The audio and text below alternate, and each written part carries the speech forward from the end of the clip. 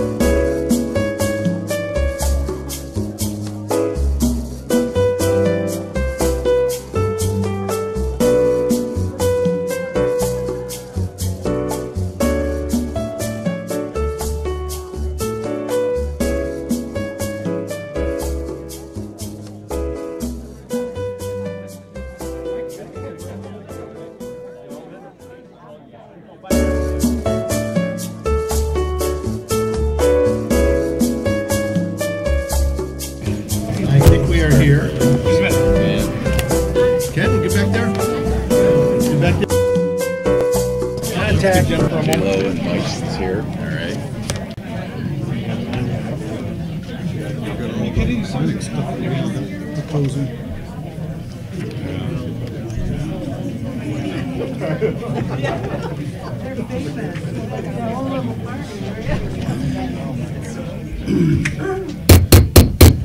Welcome, everybody. We'll call this meeting to order and start with the pledge to the flag. I pledge allegiance to the flag to the republic for which it stands, one nation, under God, indivisible, with liberty and justice for all. Roll call. Here. Here. Here. Here. Here. Here. Here. Thank you. Correspondence. We have many items of correspondence this month. There's one regarding backyard chickens. That's what I've asked to have put on later regarding egg-laying chickens.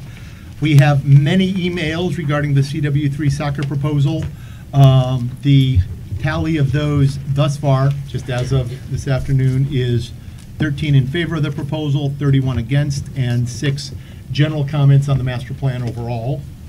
And we have an email from Tom Daly regarding we have an email from Jerry Mikowski regarding buoys with solar lights. And we have an email from Tom Daly regarding his driveway, and I believe the administrator and the attorney are working on a response to that. Do I hear a motion to receive and file all of the So moved. correspondence? Second. Motion Stack, second Duff. Further discussion? I think I would like to ask that the Water Management Board take a look at the notion of getting buoys on the lake that have Yep. solar lights on them. I'll pass it on. Seems like a pretty good idea. Yep. And then that way they'll light a little bit at night and give people a little more warning. Okay, we have motion, we have second. Any further discussion? All in favor? Aye. Aye. Aye. Opposed? Motion carries. Additions to business. We have quite a few people who are interested in the park proposal. What I would like to do is swap E, draft of Clara Miller Park Master Plan, with item 11, public hearings 2017-2018 budget.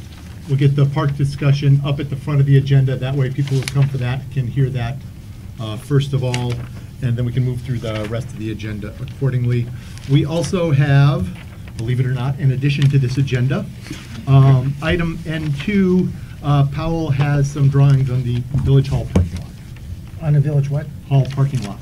Two. That was N as in Nellie too, correct? N as in Nellie. You got it. You will follow the egg-laying chicken discussion. That's what I was wondering. Okay, do I hear a motion to approve the agenda with those So moved. changes? So moved. Motion Stack, second Sinkowitz. Further discussion? All in favor? Aye. Opposed? Motion carries. Okay, first call to the public. Before I open the first call, let me. We have a lot of folks who are new down here. A lot of folks who haven't commented before. So, what I would like to do most of all is make sure that everybody gets a chance to be heard. We have a large crowd here tonight. The rules for first call to the public are people can speak up to 5 minutes, and it must be on an agenda item. I believe most of you are here to speak on an agenda item. If everybody speaks 5 minutes, we will be here till 1 a.m. with the first call to the public. So what I'm going to do is I'm going to have, I'll have us form a line here. I'll have everybody come through. Please give us a comment. Tell us if you're for the proposal, for the plan, for egg-laying chickens, anything else on the agenda. Feel free to tell us why. If you can make it reasonably concise, I think it's going to benefit us all. So I want to make sure everybody gets a chance to get heard. I want to get us through in a reasonably orderly way so that we can move on to the discussion. But most importantly, I want to thank all of you for coming down, and I want to make sure that your voices get heard. So that's what I'd like to do, Mr. Scott. Should we also indicate to the public that this is not the formal public hearing? That'll be our next council meeting, when we really consider the draft plan. So We won't be voting on That- anything, in that's- other words. thank you. That's actually a good point. Just so everybody understands where we are in the process of this. We did a lot of information gathering. We gave some information and directions to our planning consultant. He went out and drafted things out there. And we really asked him to put just about everything that you could possibly put in there. He came back with some drawings, made those public.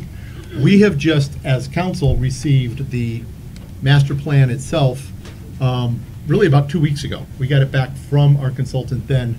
So this is our first opportunity to discuss the draft that we have received. We want to get as much public comment as possible in here. Probably this isn't the way I would have chosen to kick it off in an ideal world, but I'm really glad to see that all of you care about the park and you want to tell us what you think about it. So, and we want to hear from you. We also, just so you're aware, have people that want to speak up in the conference room, the additional conference room. So when it comes time, I'll go up and escort them back up. Yep, thank you. So that's what we've got.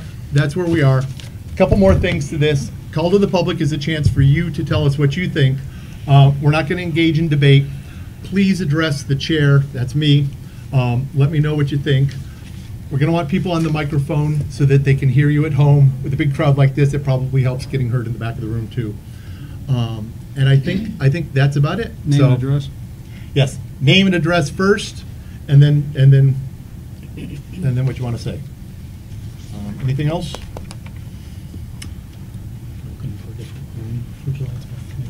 Oh, yes, and we are certainly looking for a larger room for the next meeting. So with that, I will open the first call to the public, and let's start. I've got another meeting to go to. Is it on? Yep. My name is Ron Kosmatka. I live at 2419 Terry Street and have lived there for close to 45 years. I attended village meetings when Cliff Cottrell was one who started recording meetings to keep the council mindful and consistent as to prior statements and decisions when temporary amnesia would set in. I've been involved in sports, kids sports, almost from day one, managing, coaching baseball, coaching basketball. I worked very hard to get a 10-year millage through the purchase of land for a new developed field west of Benstein and another piece of property when a suburb wished to buy and use this version for their Camp Dearborn. Oh, excuse me, could you speak into the mic a little bit more? Thanks. So I do appreciate the need for kids to have outlet for their time and energy such as sport. What the councils have done over the years, which is very consistent, is have pre-sessions. We can't call them closed-door meetings, as we all know that would not only be unethical but illegal, to agree on what was best for who or whom and regardless of objections or concerns, and voice of the residents to do what they wanted to do anyway. Perfect example was the letting go of 2 full-time police officers when at a meeting at the Richardson Center, the people voiced 95% disapproval of doing so, even suggesting a garbage tax to keep them. Wow, people wanting a tax. Is that not a strong message? Then later we got the garbage tax. For what? I don't remember, but I'm sure it was more important than the safety of our residents. We have plenty of soccer fields in our area. There are baseball diamonds now at Clara Miller. What dangers does the increase of traffic pose to tots using the playground equipment that this project would fly? I would rather see an expansion of the playground and additional playground equipment rather than an increase in traffic. How many of the soccer teams are made up of villagers? Are there villagers involved in this? No, this is outsiders coming into play on our field. Okay. How many of on the council live on the lakefront? Put up your hand. I believe many of us, yes. Many of you. And this is why we have a garbage tax and not a property tax. Why? Because lakefront owners would have to pay more than backlot owners. If I propose a slalom ski course, and for sure a ramp for jumping and doing various maneuvers in front of your properties, would you consider the noise and conjecture as entertaining or a nuisance? Would you be as anxious to vote yes as you are on this Clara Miller project? We could do it for far less than 1 million or 2, whatever it's going to be, for the Clara Miller Field project. And of course, it would be for our village kids. It could develop where we could host outside competitions. Of course, your streets would be ideal for parking. If this doesn't appeal to you, why don't you think that Clara Miller project appeals by those who live near the park? If you have too much money and it's burning a hole in your pocket, repeal the garbage tax, the true garbage tax, and it would benefit the people who gave it to you. Or we could give our police department a raise, or we could add people to our public works to improve such things as snow removal, pothole repair, and similar projects. These people on the public works don't have the manpower to shut a road down when necessary for a project. Years ago, we drove pavement on dry pavement, not snow, when going to work in the morning, even though it snowed that night. In conclusion, go ahead and do what you people have already agreed to do and want, regardless of what the people want or who is inconvenienced, as long as it's not you. I dare each and one of you to be inconsistent for once and listen to the people. Thanks for your time and consideration. Thank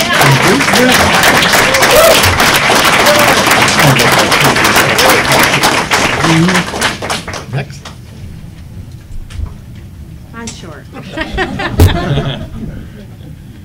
I'm Ellen Mathley. I live at 823 Manzana Drive. As a 20-year Wolverine Lake resident in September, I'll clarify that. I've lived adjacent to the park. I don't live where it's going to affect most of these people. I've watched bikers, hikers, dog walkers, people just enjoying their kids there. I think that CW3 will bring too much traffic to our area. I'd rather have the money spent on CW3 for a police department or road improvement or to our public works department, much in need of additional help and resources. Thank you.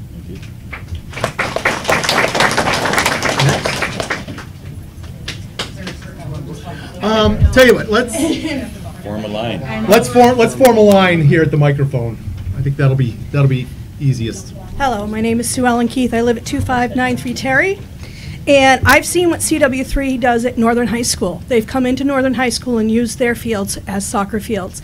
When they're there, the parking lots are always full of motorhomes and crowds and food trucks and noise and commotion. There's music playing everywhere loud, and it takes up a lot of energy just to maneuver around the school. I don't want this in my neighborhood, and I don't think these people do either.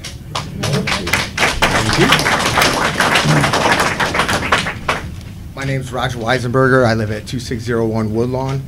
And according to the plans, actually, it looks like there's 94 parking spots that are planned on going in at the park or next to the park, and then one of the roads is actually going to be shut down. So you have all that traffic going through Brisbane and Woodlawn, one block, and then how often is the soccer game? Goes what, every hour, every 2 hours, something to that effect. They run them through quickly.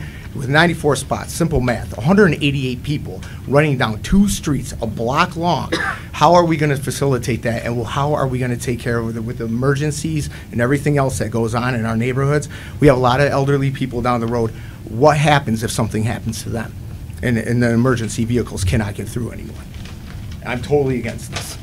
Thank you.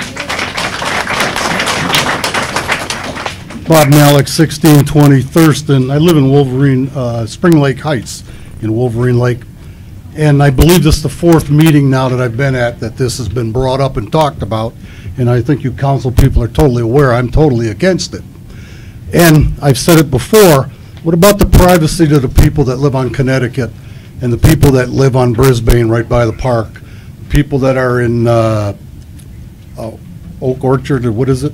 Apple Orchard. I was close. Okay, they were fortunate enough, like I said, to get a stockade fence to zero out car lights. What about the people that enjoy the park? Are they going to have to put up, like I said last meeting, stockade fences? Is the village going to pay for them? Where does it end? Okay, this park is for our community, not other people. They're entitled to come and enjoy it, but not run it and rule it. We want that park belonging to the village of Wolverine Lake. And I have one other comment I'd like to make. You have your Clara Miller master plan, and then a public hearing set for July 12th. Well, by the majority of these people, I'd like to see us scrap that public hearing and save the money that's involved with all the additional police and everything else, because the people in this community don't want soccer fields there. Thank you. My name is Sean Weisenberger. I live at Hey, you're a relative. You're not allowed to say that to me. 2601 Woodlawn. You had mentioned at the beginning when we saw you outside that you only want us to speak for 5 minutes, because if everyone spoke, we'd be here till 1 o'clock in the morning. You guys should be ashamed of yourselves from taking us away from our families tonight to discuss this nonsense. We don't want the park. We don't want the traffic. We won't want the bullshit. Okay? Thank you. I'm Tammy. I live on Mentone Street. Oh, Tammy, what's your last name? Kaner Gruby. Hyphenated, sorry. My biggest concern first is the traffic. We don't have sidewalks in our village. Our kids have to play on the street, and every kid is raised when they hear the word car to move to the side. You're going to put all of our children in danger by doing this. And when you were elected in to serve us, you have to serve village kids before CW3 kids. And it is going to be your responsibility when one of them get hurt. And they're going to get hurt because you're going to put hundreds and hundreds of cars into our neighborhood. We're not built for this, and we don't want this, and you have to recognize that. And I'm for the chicken thing. Michael Darmus, 2550 Brisbane. Two main concerns for me. One, practical. It will be property values. A lot of people here that have spoken have been here a long time, and certainly, you know, that's a great thing. But when you look at people that have just moved here, they've purchased at today's prices. This kills property values. A lot of the things we looked for were quiet, peaceful, nice park down the street. The other more personal side of that, my girlfriend who lives with me, her two sons are vision impaired. Having a park nearby, having a quiet street, everything the way it was up until recently, what's been proposed, has been exactly what we needed. Not only is it not somewhere we want to be with that kind of traffic, but it's not what we need. So we have to go and take a loss. And there's probably many, many people in this room that are in a similar position, and I just think it's awful. Awful, absolutely against it. Thank you. Dave Renwick, 685 Amenia.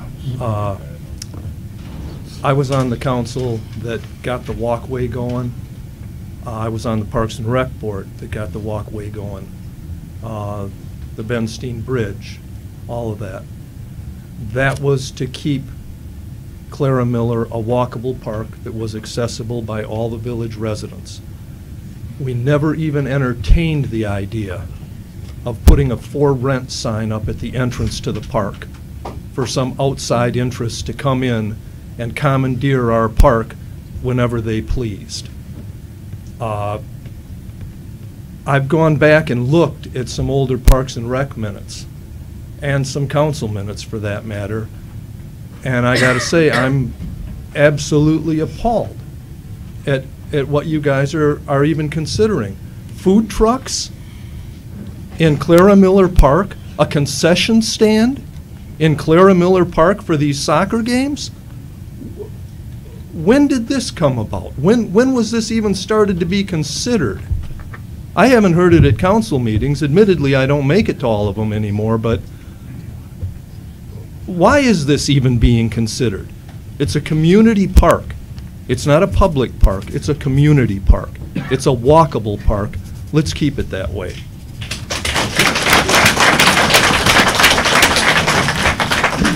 Hey, Richard Walter, 865 Dunreath.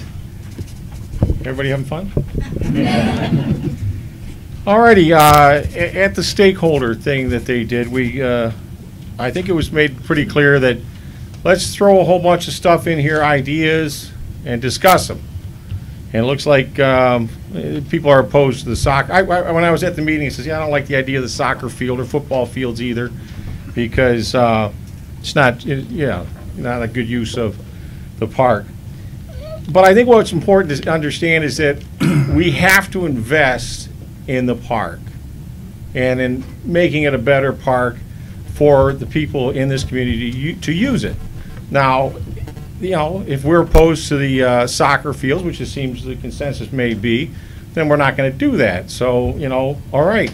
And then next meeting in July, we all come together and say, okay, this is the better idea. Let's do this instead of the soccer and such. And I think that's the best way to go on this proposal. But I think we don't want to lose track of the fact that in a sustainable community, those things that make it sustainable are good parklands. I'm going to repeat what I said at the other meeting, is that one of the most important things to me is that we have to have good bathrooms. Yes. Yeah, we have to have good bathrooms. Then we can do whatever else we want to do here. So I'm just, I'm not trying to say, hey, let's calm down and relax. But we're going to discuss this at the next meeting. But more importantly, let's keep our mind on the fact that this is an investment that will appreciate property values of this community. But more importantly, these are the things that are investment in the community and sustainability and appreciates the community as a whole, irrespective of the property values. The other thing is that, have you seen these new chicken coops? They are wonderful. Yeah, the issue isn't chickens, folks. It's roosters. This is a public forum, and this is legal language. roosters are assholes, okay? So, you know, these new chicken coops are fantastic. I've been to a lot of meetings in other communities where people have said some of the stupid things about these things. You know, people raise chickens as pets, you know, and they've got these nice, great coops. We have issues here in the village of raccoons and opossums, which are going to certainly affect anybody having a chicken coop, you know, and skunks. Skunks go for the eggs more than the chicken, but the possums will just kill any chicken that's sitting around. So, you know, if we want to have chicken coops here, I'm all in favor of that because these coops are great and it's a good source of good fresh eggs. Another investment in our community. I'm sorry I got to hit and run, but I got to go. Thank you. See you guys.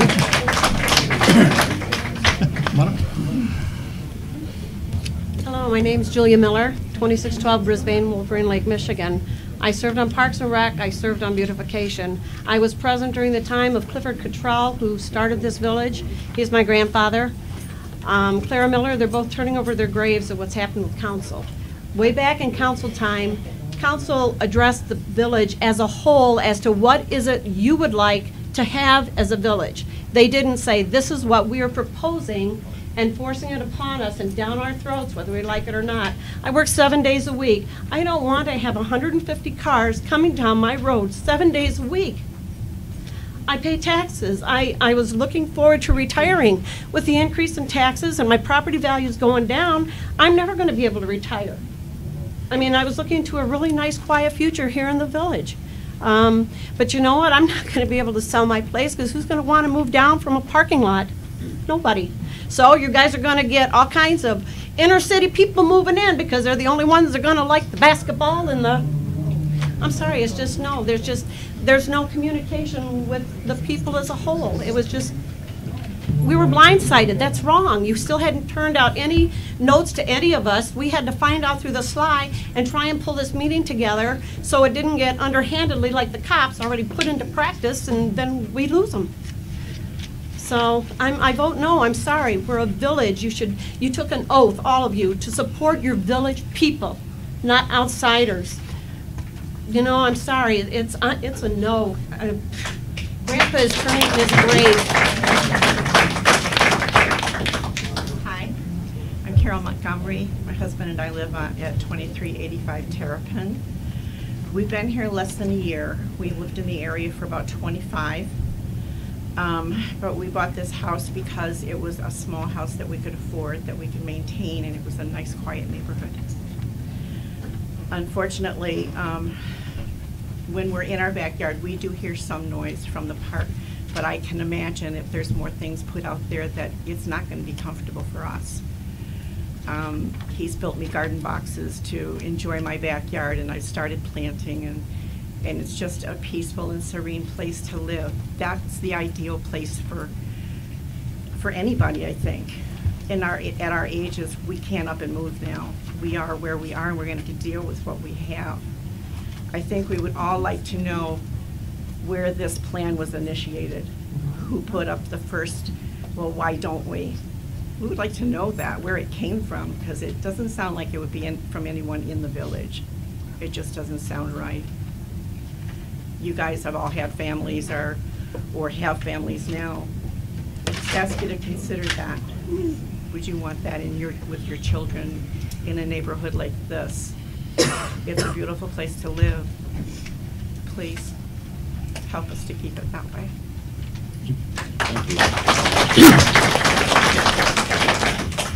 My name is Diane Romanu. I live at 1653 Apple Orchard Lane, the only house that does not have a fence up to Clara Miller Park. We sit on our deck, we watch the sand cranes, we watch the squirrels, the rabbits. What are we going to do? Watch a soccer field where if they miss the ball, it's coming right right in our backyard. We enjoy our park. We enjoy people watching the dogs.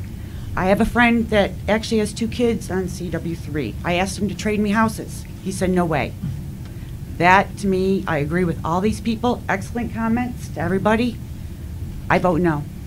Thank you.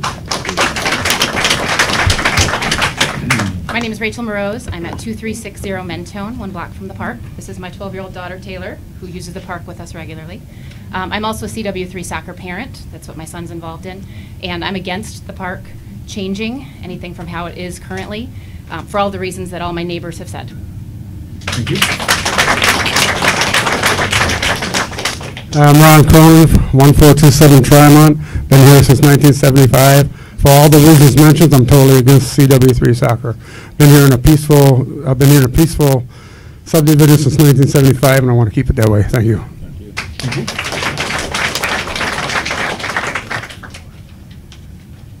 Hi, I'm Joe Donzilla, 1311 Glengarry. I got a couple of questions here just to raise the questions about. This whole council, this is a whole village. It's 2 miles square. I brought this up before. It's 2 miles square. How many people in this council live within 250 feet of that park? Duh, nobody. You live on your lakefront homes where you think you run the whole community because you live on the lake. Excuse me, I'm getting a little excited. You don't live within 250 feet. Who benefits from the CWC being there? Who in the village benefits from it? Nobody. And what does the village get out of it? Oh, their CWC is going to pay rent? Well, are they going to pay rent? Or we're going to let it slide? Didn't they try this in Commerce? Didn't they kick the fields out of Commerce? Weren't they supposed to be built in Commerce? And Commerce said no? Tell them, no, we're not going to build it in our park. Thank you.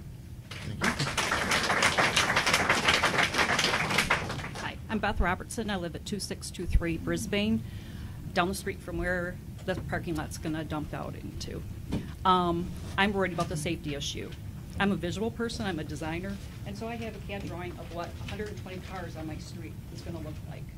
Yeah. And would you please tell me how, if you have, it's doubled because people are going in the park and leaving the park, how a fire truck or an ambulance is going to get down our streets? I vote no. Thank you. Thank you.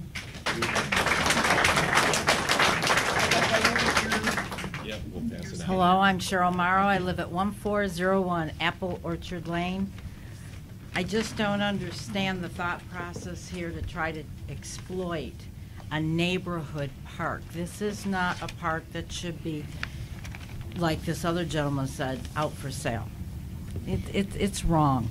And how can you expect these people to have a parking lot right up against their homes? If you look where you're going to put the parking lot, there's a house right next to it. That's just plain wrong. Plus, you're going to cut down all those beautiful trees. There's enough there. Everybody enjoys the park, and I have to give kudos to everybody that lives lining the park because, you know, it can be trying in the summer.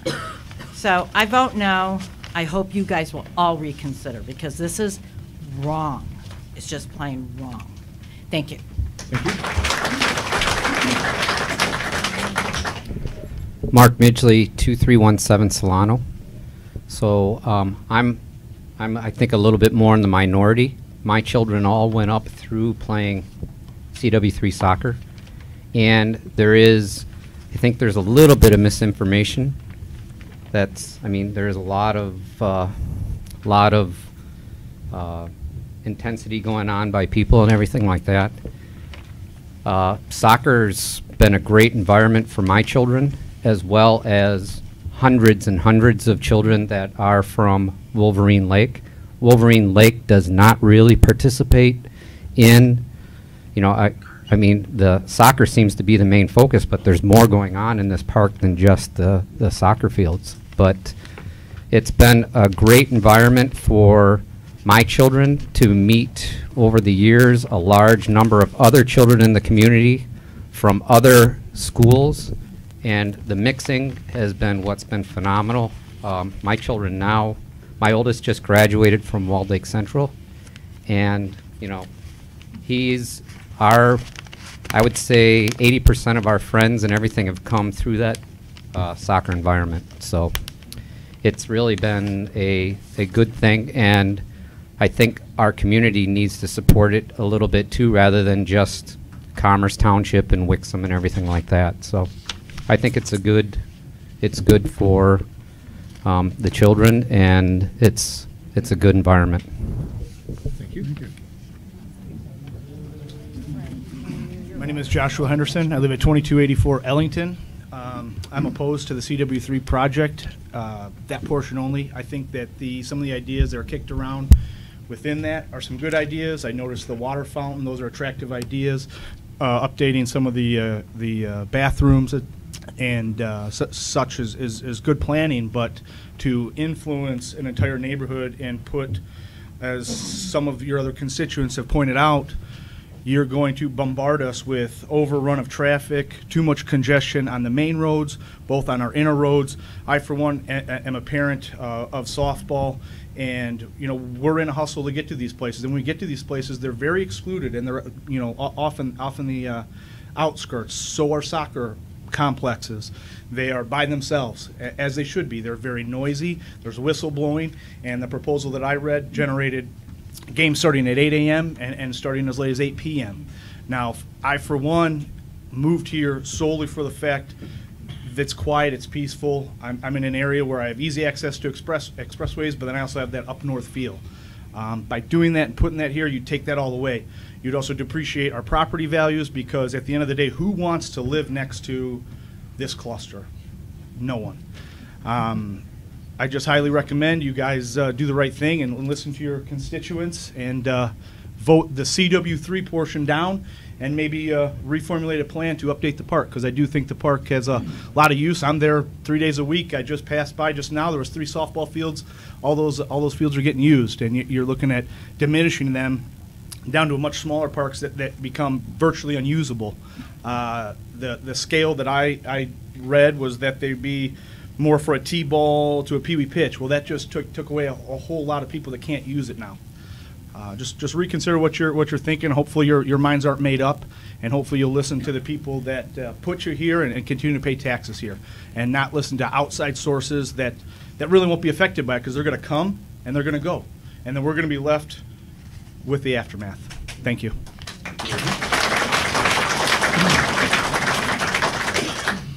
Hi, my name's Kyle Dorsey. I live at 2425 Brisbane. Again, Clara Miller Park is my backyard, as well as to the left of my house where the proposed parking lot will be. Just like everybody else that is here, I have major concerns about this, as for the reasons that everybody has said. The increased traffic, the increased noise that will be in the neighborhood it will ruin the neighborhood. It will be terrible. It's a beautiful neighborhood. It's quiet now. Like I've said before at the last meeting, there's a great sense of community, and it's really hard to find that. And it's because of that park. I've spoke with a lot of my neighbors recently about this, and my next door neighbor, she has 2 small sons, and her oldest son, she does let ride his bike around the park and on the street, and she has said that she will not let her son do that if this goes through, because of the increased traffic. So it's taking away from all the residents, the children, anyways, but you're making it so the kids can't play, because it's not going to be safe. I also want to bring up, in the master plan, the survey that was done, it's that there was 80%, I believe, of the people that were surveyed that were satisfied or very satisfied with the park. And there were very, very few people that even mentioned anything about soccer fields.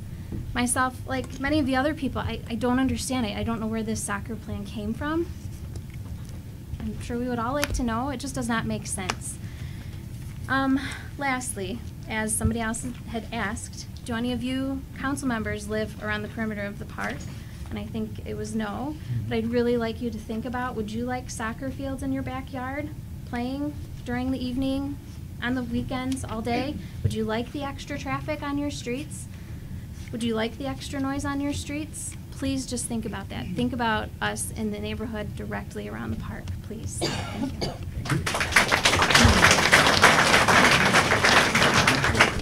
My name's Carolyn Hetzel. I live at 1170 Del Monte. I'm thinking that a lot of you people on the council did not really clearly think this out before you decided to try to put through this plan. I don't believe anyone at least not myself, were notified that this was even happening. This was kind of a last-minute realization of what you were trying to do to the park. I live in the neighborhood. I walk my dog quite a bit on Del Monte. I know at 4 o'clock I no longer walk my dog because I've nearly been ran over several times. So I've adjusted my schedule, and I was just wondering how you were going to add, if you're going to add police to the Wolverine Village to help with the traffic problem, since right now it really has been a problem addressing it. The other thing I'm very concerned about is what is going to happen to the park in the aftermath. After they've come in, they put up their ticket booths, put down their asphalt. When these people leave, what's going to happen? Are we going to be left with something that looks like Olympic Village after the Olympics have come and gone?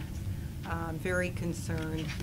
Not only that, as a taxpayer, it wasn't that long ago that we were paying to have surfaces redone for bike paths through the neighborhood.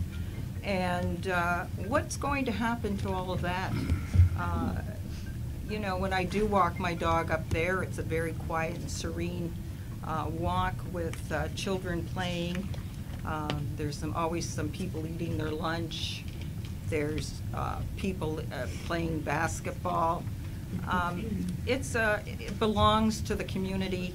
It does not belong to an independent soccer group. I am not against soccer, as most of the people here are not against soccer, since, like everyone else, they've had a child that played soccer and had, you know, the experience was very good for them. So anyway, I just wanted to reiterate that I am not for any changes in the park other than improvements. Thank you.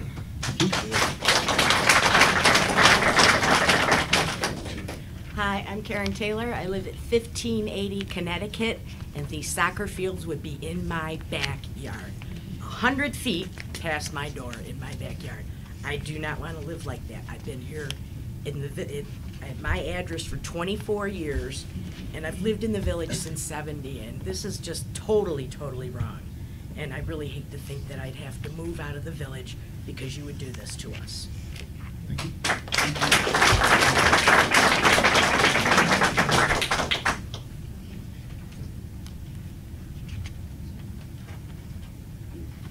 Hi, my name's Patty Cook. I live at 2132 Darnell. My husband would be here too, Noah, but he's at work right now. And this is our 7-year-old son, Easton. And I wrote some notes on my hand. So the first thing that I read was that there was a survey out. And I don't know how I missed this survey, but I missed it. Maybe because it came out the first week of school and we're busy and we all have families. But it said that 103 people responded, and I believe we have almost 4,900 residents. That's only 2%. Only 2% of our feedback. I think that's a really low number. I want to start off with that. The second thing is my main concern is safety. So Easton's sign says, I ride my bike on the path in the street. Please don't bring more traffic to the street.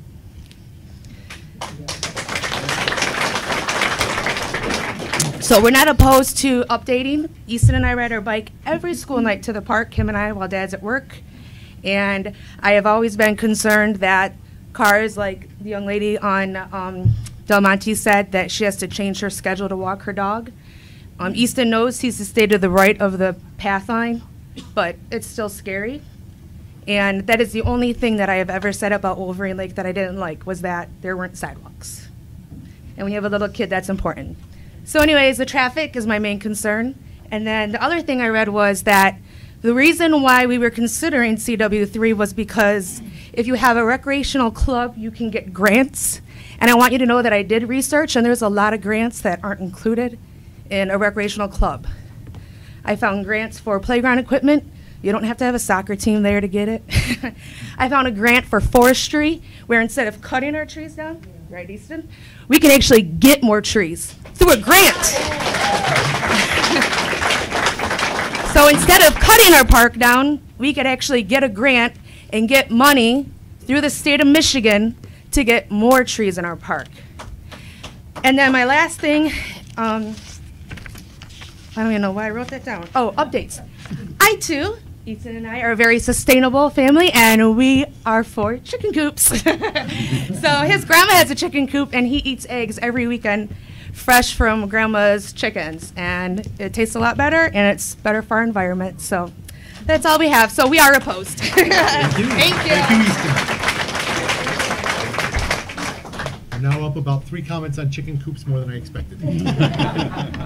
Good evening, everybody. My name's Aaron Brennan. I live at 2617 Woodlawn Street, right by the bar there in the zombie house, if anybody's ever been by it. So, yep.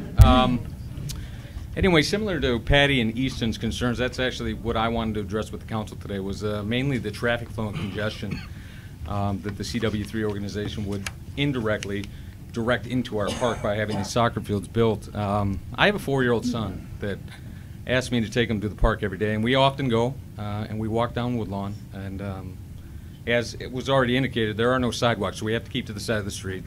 And I don't know if anybody else has noticed the speeds people drive down our streets currently that are residents here. I mean, it's crazy at times. So from a safety standpoint, when I think about that, and I think how I have to step off to the side of the road sometimes because people are just blasting through, when I think about all that extra traffic coming into our neighborhoods for non-residents, that's just too much for me. And it creates a safety situation for the children, and that concerns me quite a bit. And I heard one person comment once when I brought this up, well, keep them off the streets. And I don't think that's really a response, right? We want our kids to be outside, active, and enjoying the parks, especially the parks the communities pay for. And for those reasons, on top of bulldozing green open spaces that we all enjoy for the residents of the village, I'm completely opposed to the CW3 organization coming into our park. That's not to say I'm not for soccer. It's actually my favorite sport. But I'm not supportive of that organization coming into our area. So, thank you. Thank you. My name's Charles Schneider. I live at 2585 Woodlawn. Like everybody else, it's the traffic. I've lived here since probably like '86, since I've been a little kid. Got out of high school, moved up north, moved back down here, bought a house in the neighborhood that I grew up in. My parents still live in the neighborhood. My aunt, my cousin live in the neighborhood. We got everybody. My family lives in the neighborhood. It's not going to be like that anymore. Like everybody else, I don't want to open up my window and see a parking lot. Do you want to open up your window, see a parking lot out of your window? I don't think any of you guys would like that. And right now, people cut through Del Monte and to Woodlawn just to get through that corner light. It's going to be more traffic, and they're going to be down Brisbane. They won't be able to go down Brisbane because you're going to cut it off. But it's going to be Woodlawn, it's going to be Terry, it's going to be Roselawn, all lined up traffic at 8 o'clock when everybody's done with soccer, and it's going to be lined up. Right now, I don't see lines at the stop sign. It's going to be lines all like everybody says, 5 to 6 houses, if not even farther down, with all cars. So I'm against it. I do not want the CW3. I am for all the updates to the bathrooms, and I'm for the chicken coops. Hello, I'm Marcia Tolke. I live at 1543 Apple Orchard. Sorry, what was your name again? Marcia Tolke. Thanks. And my yard is right up against the park. And my son was in all the sports, and you go, away and watch his game and everything, come home to quiet. Well, now I would be basically at a game 7 days a week, all day long. There would be no relaxing. Plus, I'd have parking in front of me and the overflow of parking in front of my house. I'd have it both ways. Already some days when I take off and I make a left-hand turn out of my yard, and it's like, oh shoot, I went the wrong way, because it's almost impossible to make a left turn on Benstein at certain times of days already. And so to add even more traffic to that, when I came here today, there was a family playing baseball in the back and the little ball diamond there, and which is what I thought it was. I thought it's a neighborhood park. My son used to go collect friends and play home run derby and all this kind of stuff, but it's like, then you're taking our park away from us because it'll be scheduled games. It won't be the kids in the neighborhood going and making a game. So I'm definitely opposed.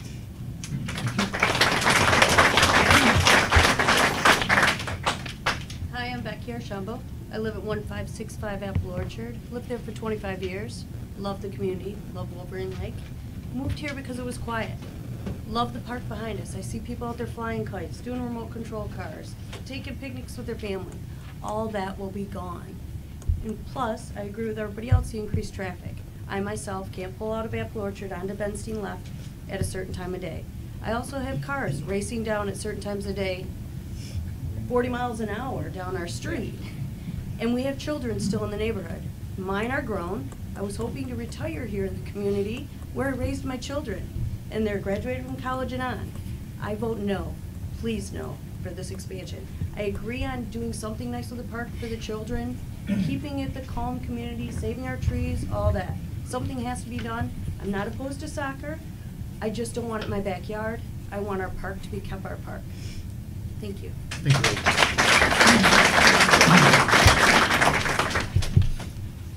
Anybody? I figured we had more. Hello, I'm Terry Barletta. I'm at 1450 Connecticut. And I got a few questions for y'all. One, I'm very much against this. Two, it's right in my backyard. So, three, after reading their proposed plan many, many times, I'm curious as to if CW3 came to y'all and proposed such a plan, why didn't you just look at it and say, the park isn't big enough. It cannot accommodate your needs. It's too close to the people's houses. There's far too much traffic. Our safety of our people comes first. But y'all chose to accept their idea and put it into a plan. Not one of you considered we, the people, that put every one of you here. Now we're in this position. And I sat down with Nathan Bird and told him when I found out that it was not the last time he'd hear from me. And I would make sure everybody in this community would know about this. With my yard signs, my car magnets, the flyers, and the petition. We worked hard. We have well over hundreds of signatures, and we're still moving forward with those. Everybody is aware. And we're here tonight, so you all know what we think of what you have done and what you're doing to our park. It's small, it's family, it's for the family, for the people, for us, not CW3. They're not welcomed, they're not wanted. So, when you go home and when you're done tonight, you all think about what's best for us, not for you, not for them. We will continue with our petition. We will continue putting our yard signs up. And we will all be at your July meeting on July 12th. And I can guarantee you think this is a lot, that room will be more full. So find your place, post it on your site, so we all know where it's going to be with plenty of warning. Thank you.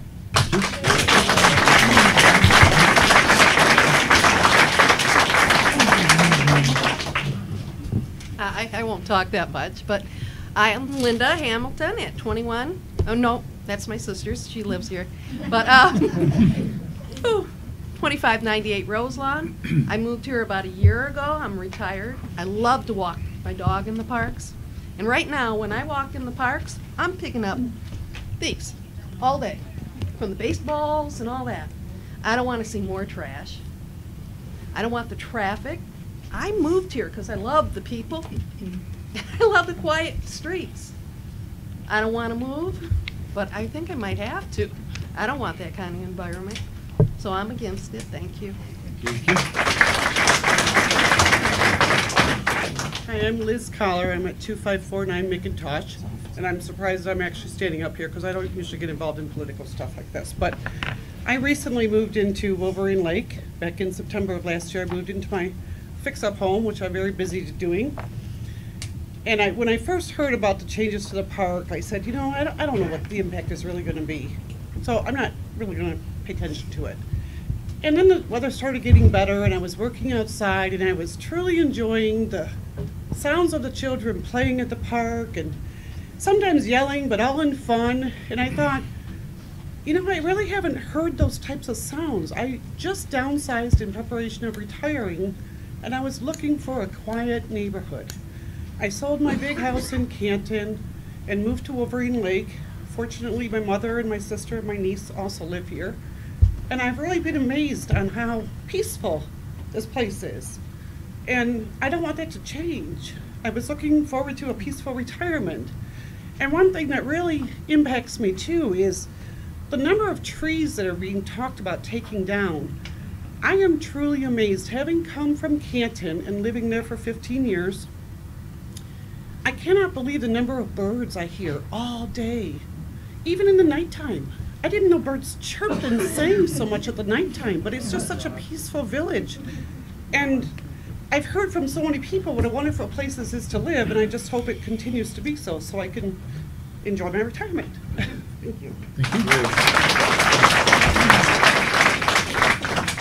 My name's Nate Kubix. I live at 2515 Brisbane. My house backs up to Claire Miller. My house is on the walkway to Claire Miller. A large part of the trees that will be taken down will be my isolation from the walkway. CW3 does some really good things for kids. I have some friends that are involved with it, both on the teaching and coaching side of it. That being said, I think if you listen to a lot of people's concerns are traffic into the neighborhood. My biggest concern would be knocking down trees next to my house and turning it into a parking lot that's going to put 400 cars in front of my house every single day. I think if we can rethink the egress, ingress into Claire Miller Park, really changes the plan dramatically. So that's it. Thank you. Thank you.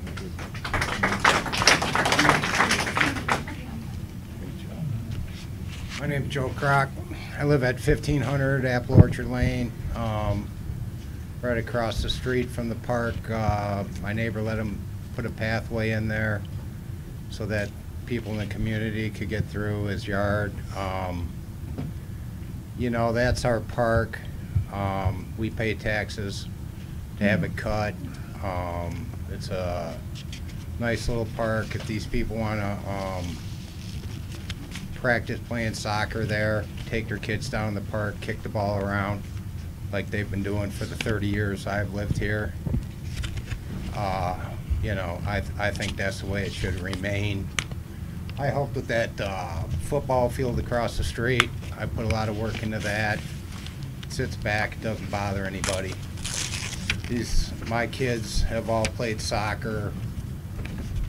When the call doesn't go the one way, people's way, you have all this screaming and swearing. And, you know, the people that live around there are definitely not going to want to hear it, and I'm not going to want to hear it. And, you know, I'm opposed to that soccer field being there.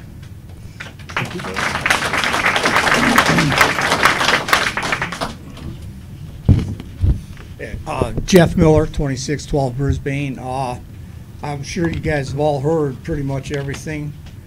I haven't been in here the whole night, but I just want to point out a couple things. I worked for the village for 38 years, so I've lived here my whole life. This has always been a quiet community. Past council, and probably you guys too, always bragged about being a residential area.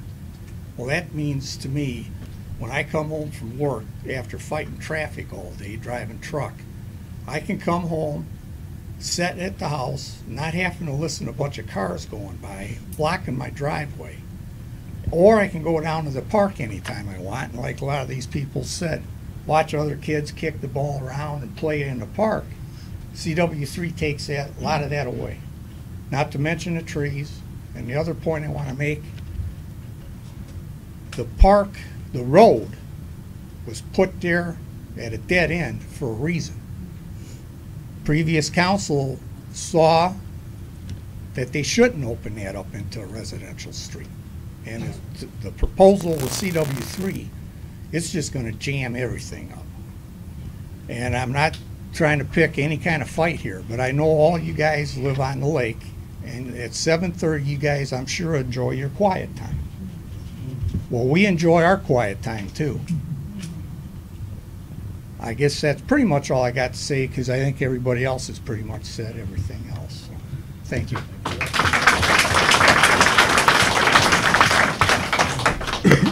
I'm Jason Corser. I live at 2665 Los Angeles Drive, and I moved in this community about 3 years ago, and I take my stepchildren down, ride bikes, play baseball. We play baseball over here at Hickory Glen all the time, and I'm all for improvements, but allowing CW3 to come in and reap the benefits of our community, where people are coming in from the outside communities. This is for our community. I'd like to see the improvements for our community. There's a lot of improvements over there. I enjoy the fact that I see the police officers come through my neighborhood several times a night. It makes me feel comfort, and I don't want to bring other people in our community for him to have to police. So that's all I have to say. Thank you.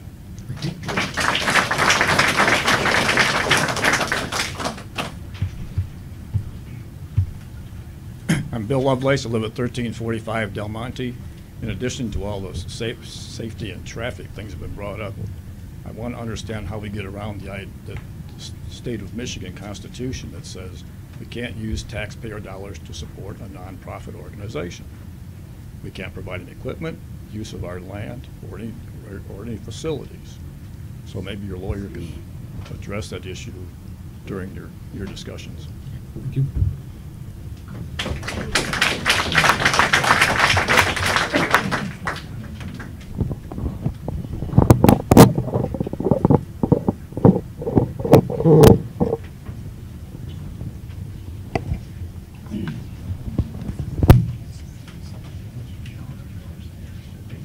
Oh, yep, I think you're up. My name is Derek Somerville. I moved to Wolverine Lake in 1963, and we still live there. Love it there. It's quiet, peaceful. We have people come over. We have parties in the backyard, nothing loud. And people just amazed by how quiet it is. Now, I'm nowhere near Brisbane, but I understand it's a quiet residential neighborhood. It's not for a commercial outfit to come in and run a soccer league. If that's commercial, then it shouldn't even be there. But I just don't see it, and you're voting against the people on this one if you pass it. It would be a shame. Who's going to pay extra taxes? Whatever it is, 3. Who's going to pay for clean up all the trash? The village? Who's going to pay for the extra police? The village? It's like, here, you build it and we'll use it. I don't think so. So I'm against it. Thank you. Ruth Schroeder, 2611 Palomas. I just want you to know my vote is no. I agree with all these people. We don't need the park. Nobody's against the soccer, but not in a small park right in our village. Thank you. Thank you. Hi, I'm Robin Friedman, 777 Laguna Drive.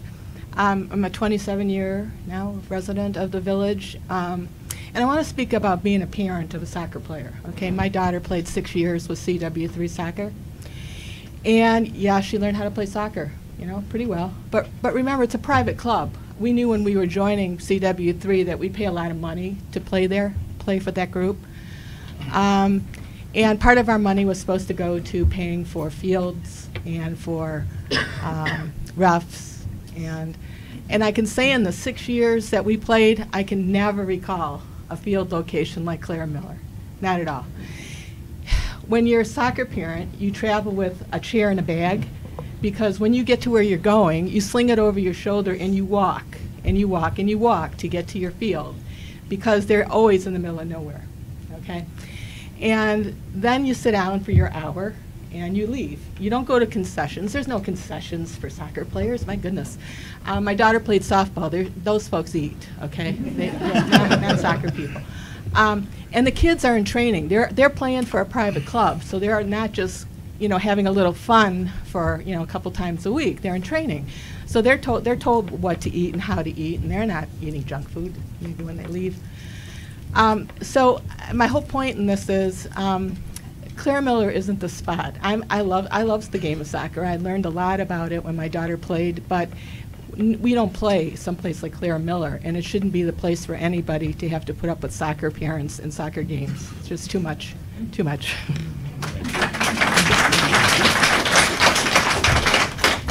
Hi, I'm Sandra Izzo, and I live on Thurston Street. Fairly new to Wolverine Lake, and I wouldn't want to live any place. I am not in favor of this project. As elected officials, one of your priorities should be the safety of the residents. Everybody, you've heard it so many times. You into residential streets that have no side is an accident waiting between pedestrians and vehicles. And that fact alone should have shut this down completely. And it doesn't make sense to me that that wouldn't, you know, we said we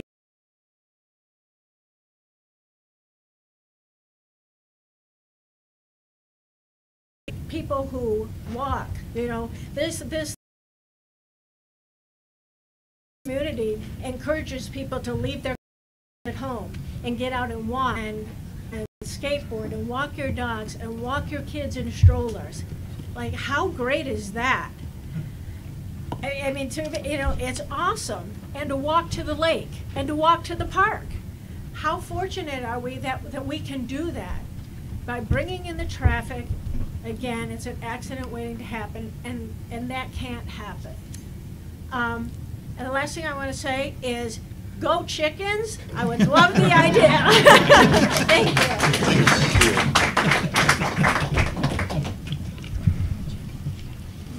Guys, Bob Sanders. I live at 9671 Pittsfield, Commerce Township.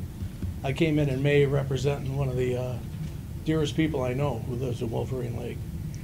I gave you my vow last May, 4 weeks ago, that everybody, there was 5 people here other than police officers.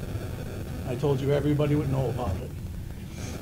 I've done tremendous research. The master plan should have never been posted, the first little schematic you put up. The second one is everybody needs a master plan. I told you I work for one of the biggest construction companies in the world, architect, engineer. That's me. You use Terry Barletta in your minutes. Sorry about that. I live directly behind the Dodge Park soccer fields off of Lower Straits. My daughter's currently living in that house. I know what it's all about, the noise. Everybody's onto it.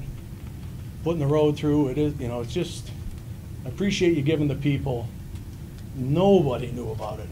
We went door to door, and I was just absolutely astonished by how few people really knew anything or even heard about it. And everybody's aware of it. It's snowballing, and I went on, and all the fields, CW3 plays at the schools, they all have venues. Schools, they might not like the turf. Dodge Park's ready for 2 more fields. I don't believe they're invited back for 2 more, I'm not quite sure. I have the 2 behind my house. Appreciate you going to it, and the master plan, there's great things in the new one. I've gone through it, the funding, everything, there's inconsistencies. They're gonna pay for a well, now we're putting in water mains, it's, but all that'll come out. So we're looking forward to July. Appreciate you hearing everybody. And that's what it's about, your constituents. And I know right now there's 500 of them that don't approve of it. And the 75 CW3 soccer players that were stated that live in Wolverine, several of those are not in favor of it. My granddaughter and my grandson both play CW3, and I'm telling them they're not for it. So appreciate your time, and good luck with everybody.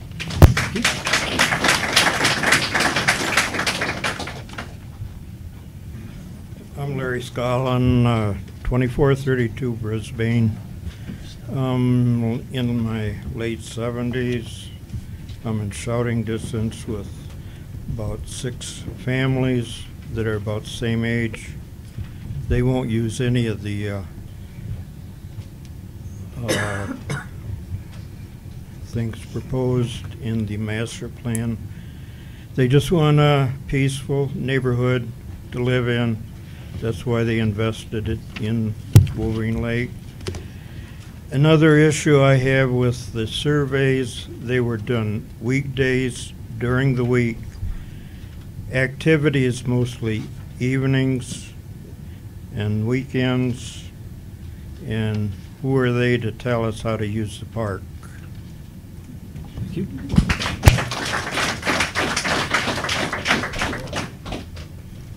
Linda Champagne, 250 Oak Island. I'm just up here to dispel a couple things I've heard. I am the Wolverine Lake liaison to Commerce Township Parks and Recs. There is still, in the master plan over at Wise Park, plans to have more soccer fields. It is an honor, as the 2 years that I've been sitting there, to have CW3, if you're going to have somebody come in as a group, they have been a joy to work with. They maintain the fields, they clean the fields, they paint the fields, they trim shrubbery. So if there is a private sector or a group, that is one of the finest ones that we deal with at Commerce.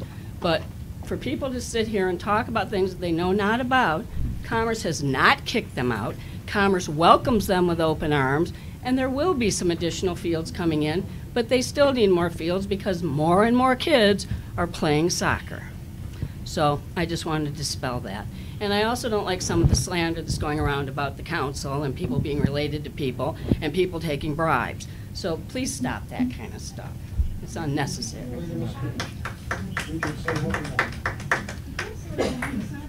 All right. Next up, I'm sure we've got more. Let's get some new ideas here. Move on.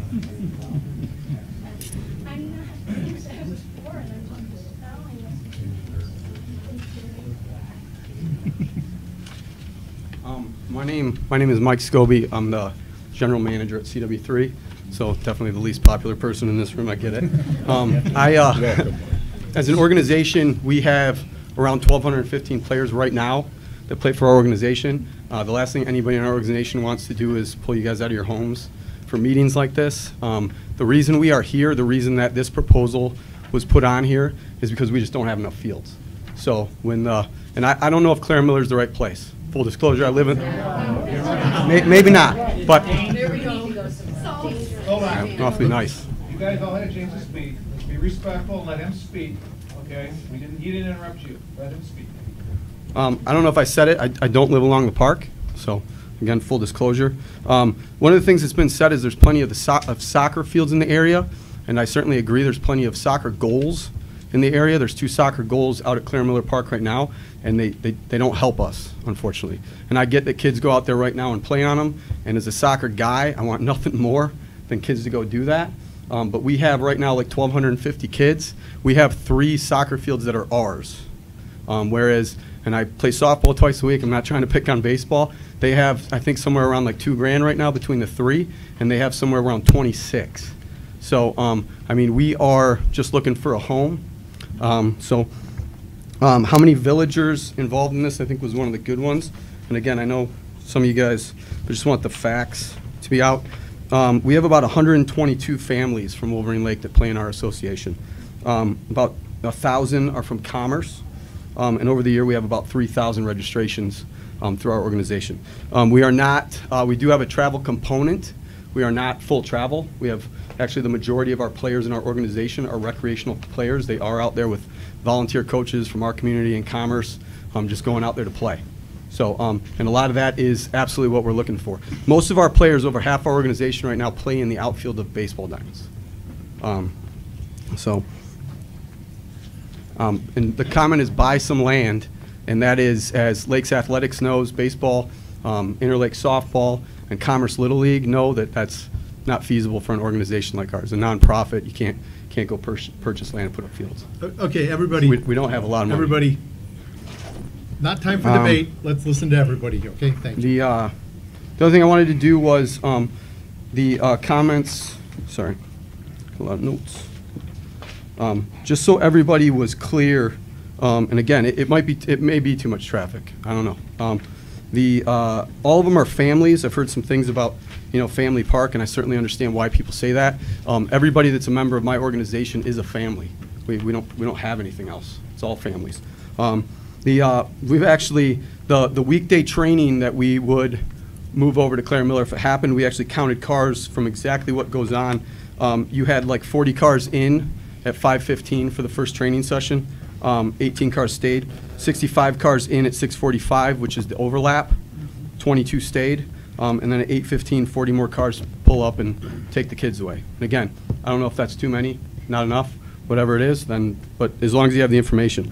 The games we're suggesting on weekends, we have no meal trucks, no Winnebagos, nothing like that. The 10 games per weekend in the spring and the fall is what we'd be talking about. Again, don't know if it's enough, don't know if it's too many, just giving you the facts.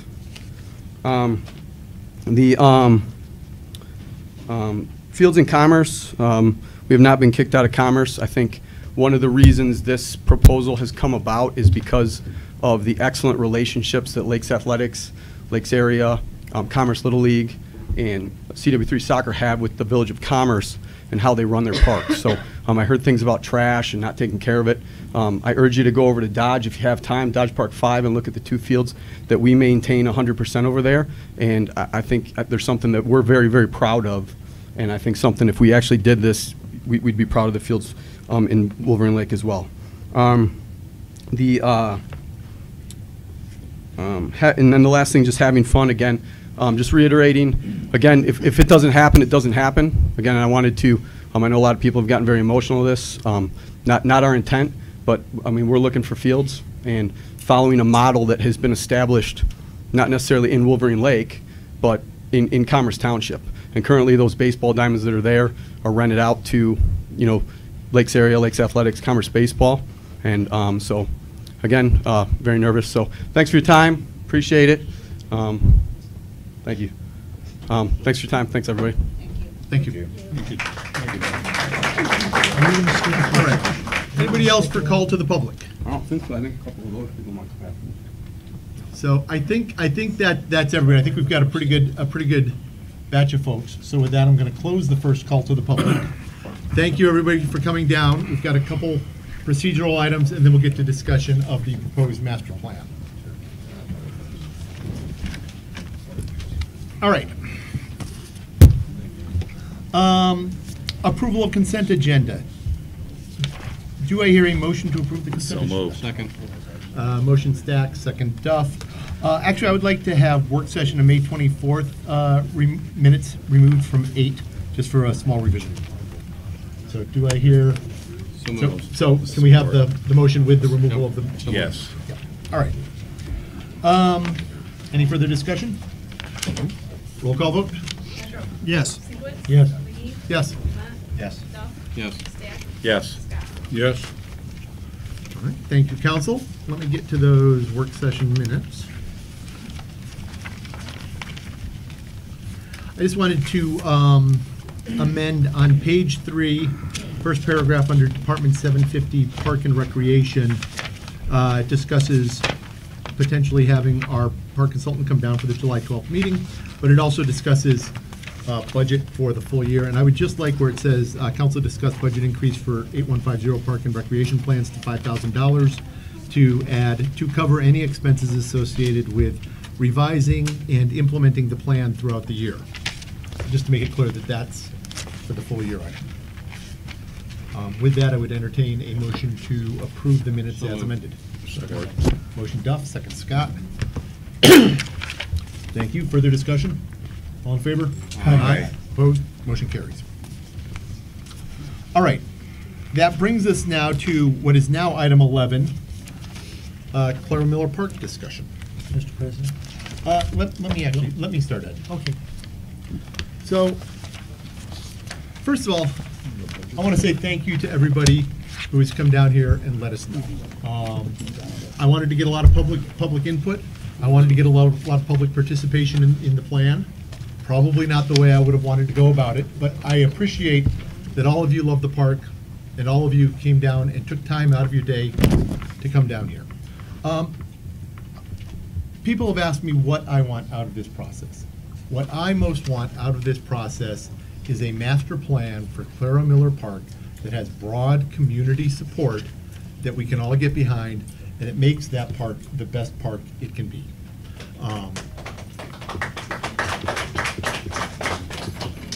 I'll take the applause.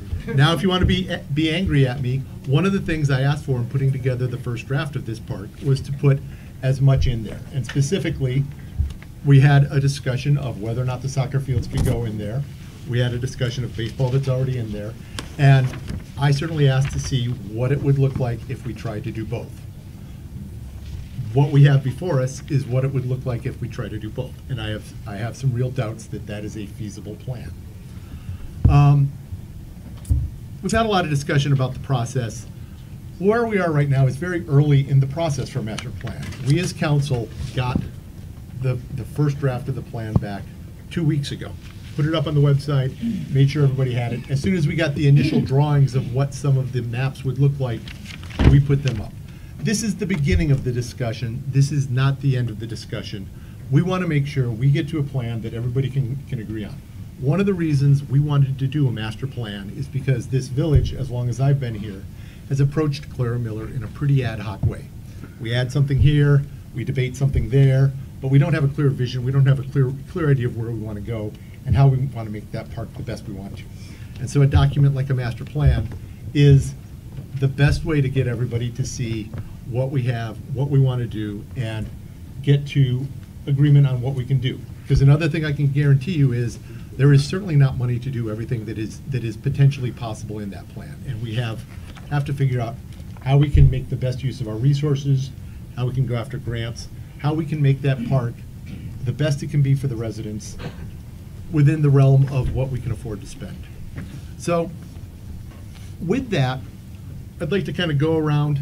This is really the first time we as a council have had an opportunity to discuss the full master plan, what's in there, what we like, what we don't like. And I'll give a little bit of what I like, what I don't like in there. And I'd kind of like to go around the table and find out what people like, what people don't like. So specifically, what I don't like in there. I don't want to take down any mature trees, especially in the west section. We asked to see what it would look like if we put soccer and baseball in there. To do that, the only way of fitting it all in there is taking down those trees. Those trees take 50, 60, 70 years to grow. You don't get those back if you cut them down, and I don't want to see us do that. As I said, I think putting soccer and baseball in there was too much, and I think we need to decide what to do there.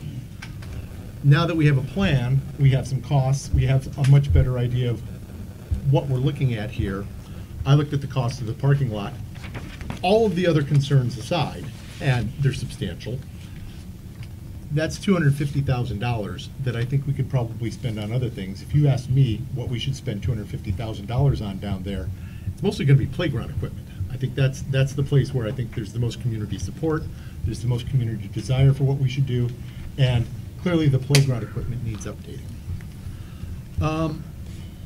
There's also opportunities to move things out through the park, and that kind of gets me to what I like in the plan. So there's a lot in there that I like. I like the concept of splitting it into 3 zones, each of them with some focus, but also spreading activity out through the park so it's all not just focused in one area. I like in the plan there's a real emphasis on natural features, on making good advantage of it. There's an emphasis on accessibility. I think that's one of the real problems we have in that park. Accessibility for handicapped kids, accessibility for elderly, things like that, and I think that's one of the things I think we'd really like to improve. I like that it includes long-term features that we can look at over a 20-year period, like a small amphitheater, like a splash zone. I've heard actually a lot of people tell me, I would love to see a splash zone down there. And now we at least have something, we can look at that and evaluate where it fits in. Improved restrooms, I think that also is something I would like to see down there. And the thing that I like the most is having it all in one place where we can look at it, we can see what we like, we can say what we don't like, we can show it to people, they can tell us what they don't like. I believe the conga line of no tonight tells us what they don't like. And we can figure out what we can do to get it right, because I'd much rather we take our time, get it right, have a master plan that we can all get behind, and make Clara Miller the best that we can, because that's really what I'd like out of this project. The reason I called for us to start putting together a master plan was because we entered about the 15th year of debating electrical access and storage and concession stand down at Clara Miller Park, and there was no way to figure out, so where does that fit? Is it a good idea? Is it a bad idea? Where does it fit in our vision for the park? Because we really don't have one. So that's what I like, that's what I don't like, that's what I want out of it. And with that, I'll open it up to council discussion. So Ed, I think you want to go. Thank you. When this first came to the council, if you were at the meeting or watched TV, I was totally against it. When they came with their program, they wanted 2 fields. I said, well, what do you think about one? No, if we don't get two, we don't want it. I talked about the problem coming in, we're gonna spend all this money on parking, and when you got two teams playing on each field, 4 teams, approximately 20 people on a team, there's 80 people out on the field. Now, before that game's over, the other 80 are coming in. So there's not enough parking. It's gonna be, like they said, a huge configuration of cars in every different direction. And to open up that other road and put the traffic through the village is the wrong idea. What'll happen is the residents who want to use the park in the front where the play equipment is and all that kind of stuff won't even be able to find a place to park to utilize it during these periods. I think the park needs improvements. I think they need stuff for handicapped children. We've talked about that a lot. But my feeling is don't fix what's not broken. Add to it, but not go through all this. We're looking at, it's not fair to the existing residents that abut to the park or the traffic that it's going to give to those existing residents. Commerce has plenty of vacant land. And if somebody wants to build fields, there's places to do it. The other thing that really irritates me is the way we spend the money. Nobody was really crazy about this idea, but they said, well, let's investigate it. Well, we've got approximately $14,000 in investigation just on the soccer fields. That was, in my opinion, was dead from the start. Ed, I don't think that's accurate. Well, that's a number I got from our treasurer as far as money we've spent so far. On the full master plan. No, on this. No.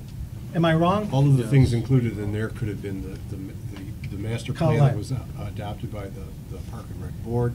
That was for openers. Anything having to do with Amenia, I lump it all under one, what's called a line item, so all of those things are in. So just to be clear, Okay. full recreation master plan, Amenia, What's in this plan, which shocks me, is things like parking expansion, $250,000. Basketball, roller hockey, reconfiguration, move it, $150,000. Then we go over here, the water fountain is a nice idea. Let's see, yeah, that's only $200,000. The bathroom's $150,000. And you know the funny part, when it says, where are we gonna get the money for that? In every column, it says general fund. And who's general fund? All of us.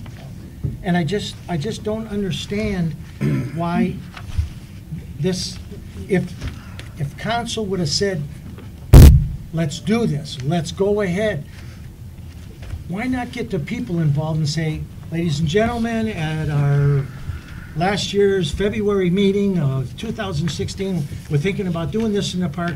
We want you to participate and get the word out.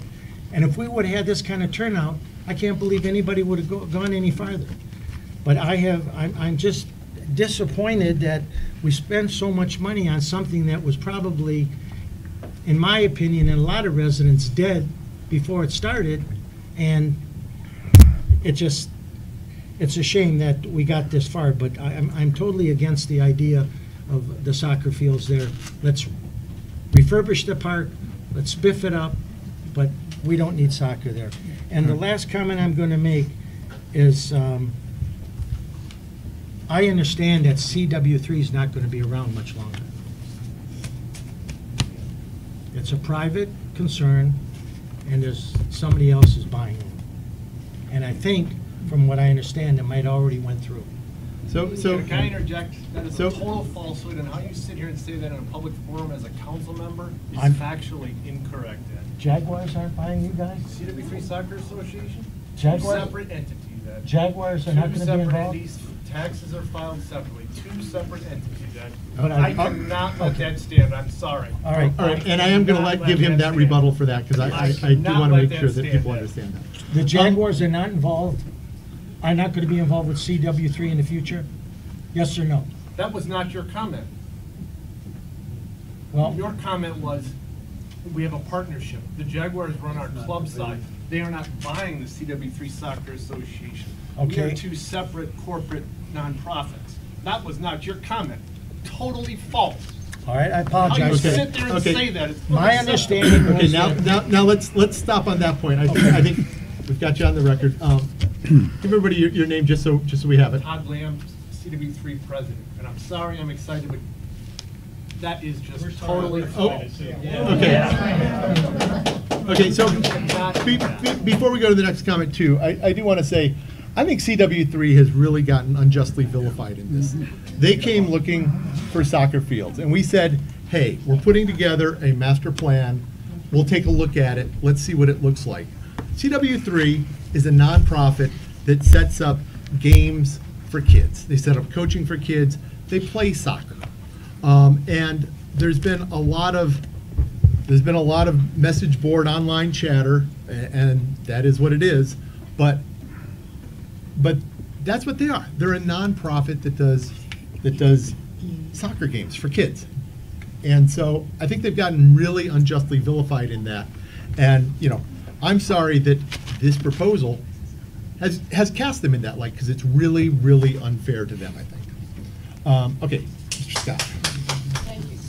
Yeah, well, let me go back. Somebody asked the question, who started this? I'll make an indirect indication how this got started. It got started through a conversation, just like our president said.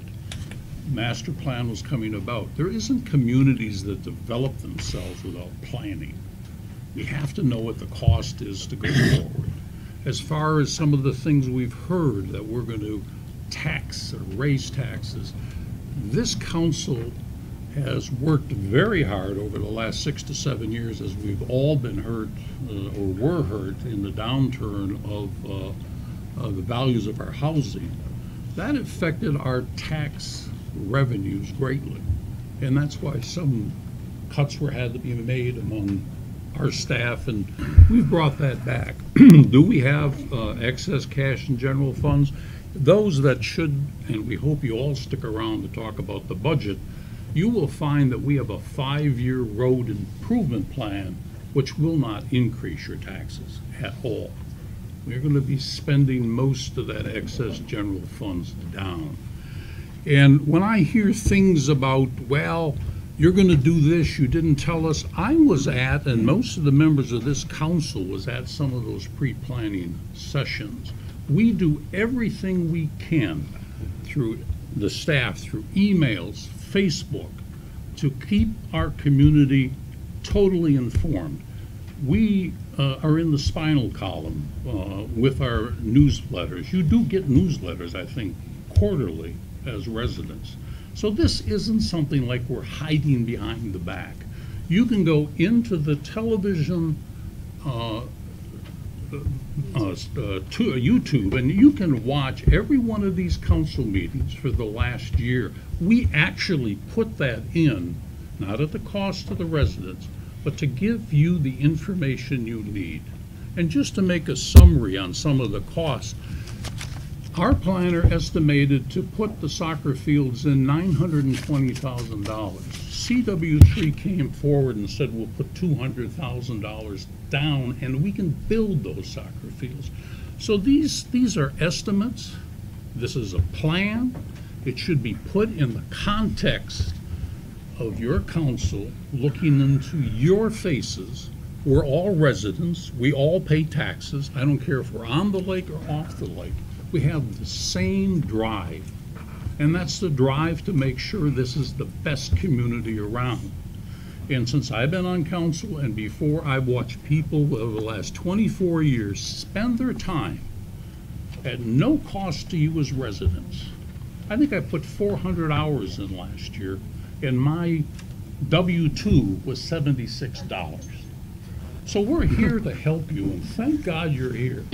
It's unfortunate that you didn't come out through these other pre-planning meetings. And now you have a plan. You have a plan for us to discuss, to tear apart, to change and make decisions on. I think as I listen to it, maybe the soccer fields are a little bit more than this community can ingest, okay? But some of the numbers are just not accurate, even in the plan presented. We only know about it for the last 2 weeks. So there are some marvelous ideas here. I hope everybody comes out next month, and adds to some of these ideas. Because this is a 20-year plan. This isn't a 2-year plan. If you look through the plan, you'll see that it's segmented into 3 sections that take a 20-year look. And I can guarantee you, at 72 years old, I won't see what it's going to look like at 99. I do know we're an aging community. In order to bring new life into this community, we have to continue to what we've done. This council has put walkways around this village, worked with our neighbors. We've increased our level of public safety. We have a good DPW department. I heard a comment that I used to be able to get up in the winter and we were all snow plowed. I still see that happening. So if I get a little bit excited, it's only to say, hang with us. Come to the next meeting. Give us some ideas. That's what we're here for. And when we get that all done, we will have a 20-year plan. We will have this budget down, and we'll know where to go with it, because we have to incorporate it into a very expensive road program, other things that we're doing. I hear Amenia, for example. I know when council bought that property, we were a little bit concerned. This same group came in and told us we were going to be, what, about $65,000 to do what we wanted to do in Amenia. This council now has it underneath $8,000, I think is the number. We have volunteers to put, the Boy Scouts are going to come in and they're going to build equipment, et cetera. So we work very hard at this. And by the way, the last time this council ran, there was only this group of people that put their name on the ballots. Step up. That's what you need to do. Your residents, you're turning out for the heat, but come in and join the week in, week out work that goes on. Put your name on the ballot. Run. Join us. We need some new faces up here. We need faces in every one of our voluntary groups. We're short on park and recs. That is a tremendous asset this village has. People, when they think of what's going on, I met residents in North Carolina and Florida. They know what Wolverine Village is. They know where we are. They've been to our fireworks.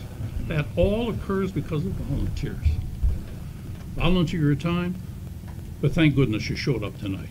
We've got this discussion going. Let's not let it go in the wrong direction. Let's get that 20-year plan, with or without soccer, in the ball, on the scorecard, and let's get it done.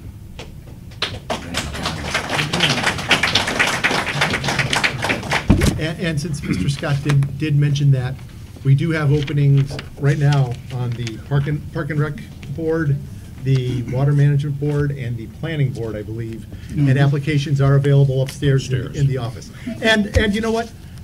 That's how most of us got involved. We got annoyed about something, we got aggravated about something, we came down to a village meeting, and that's how we all got involved in the village. So regardless of how all this goes, and I hope to have you all involved in the entire park discussion going forward, you know, get involved, be involved. We want to be, we're your neighbors. This is our village. It's a small village. We really want to participate with everybody. And when you volunteer, watch out. You'll be sucked in. Yeah. Don't tell them the truth. Volunteering. I'm joining Parks and Rec, and someday I will take some Excellent. spots. There you go. Excellent. Love to see you out there. Okay, I'm going to keep this quick, keep it simple, because we'll be here again next month with the same issue. And just to be clear, we won't be here. We will find. Well, we'll be somewhere else. It'll be a bigger crowd. So, as far as the soccer, I do not support the soccer fields nor dumping the traffic out on Brisbane. Is the barrier-free playground. Linda Champagne and I looked into that many years ago. The grants weren't available to us because we didn't have a master plan. That's right. So now that we have a master plan, everything on there is a proposal. It doesn't mean this is what we're doing. We're looking at it. So let's look at it. Let's have our discussion. I'd love to see wheelchair access into the park, you know. And also there's been a lot of misinformation going on. And one thing I want to find out if it's misinformation is not, is that I've been accused of having a son that plays on CW3, so I'd really like to know if he is here, or if the person that's putting that out on Facebook or whatever could introduce me to him. And your wife would like to find out And my about wife this, would too. too. She's very upset with this, you know. So I really wish that people would investigate things and think Mr. Duff might have made a comment that his child played on the CW3. However, when somebody says something and throws it out there that, you know, Mr. Stack's son plays on this league, I don't have a son. I have a 28-year daughter, you know, and I just wish that people would not react, but respond. And I think we're seeing a lot of reactions at this meeting. Let's respond. Like John said, we want the input. We appreciate the input.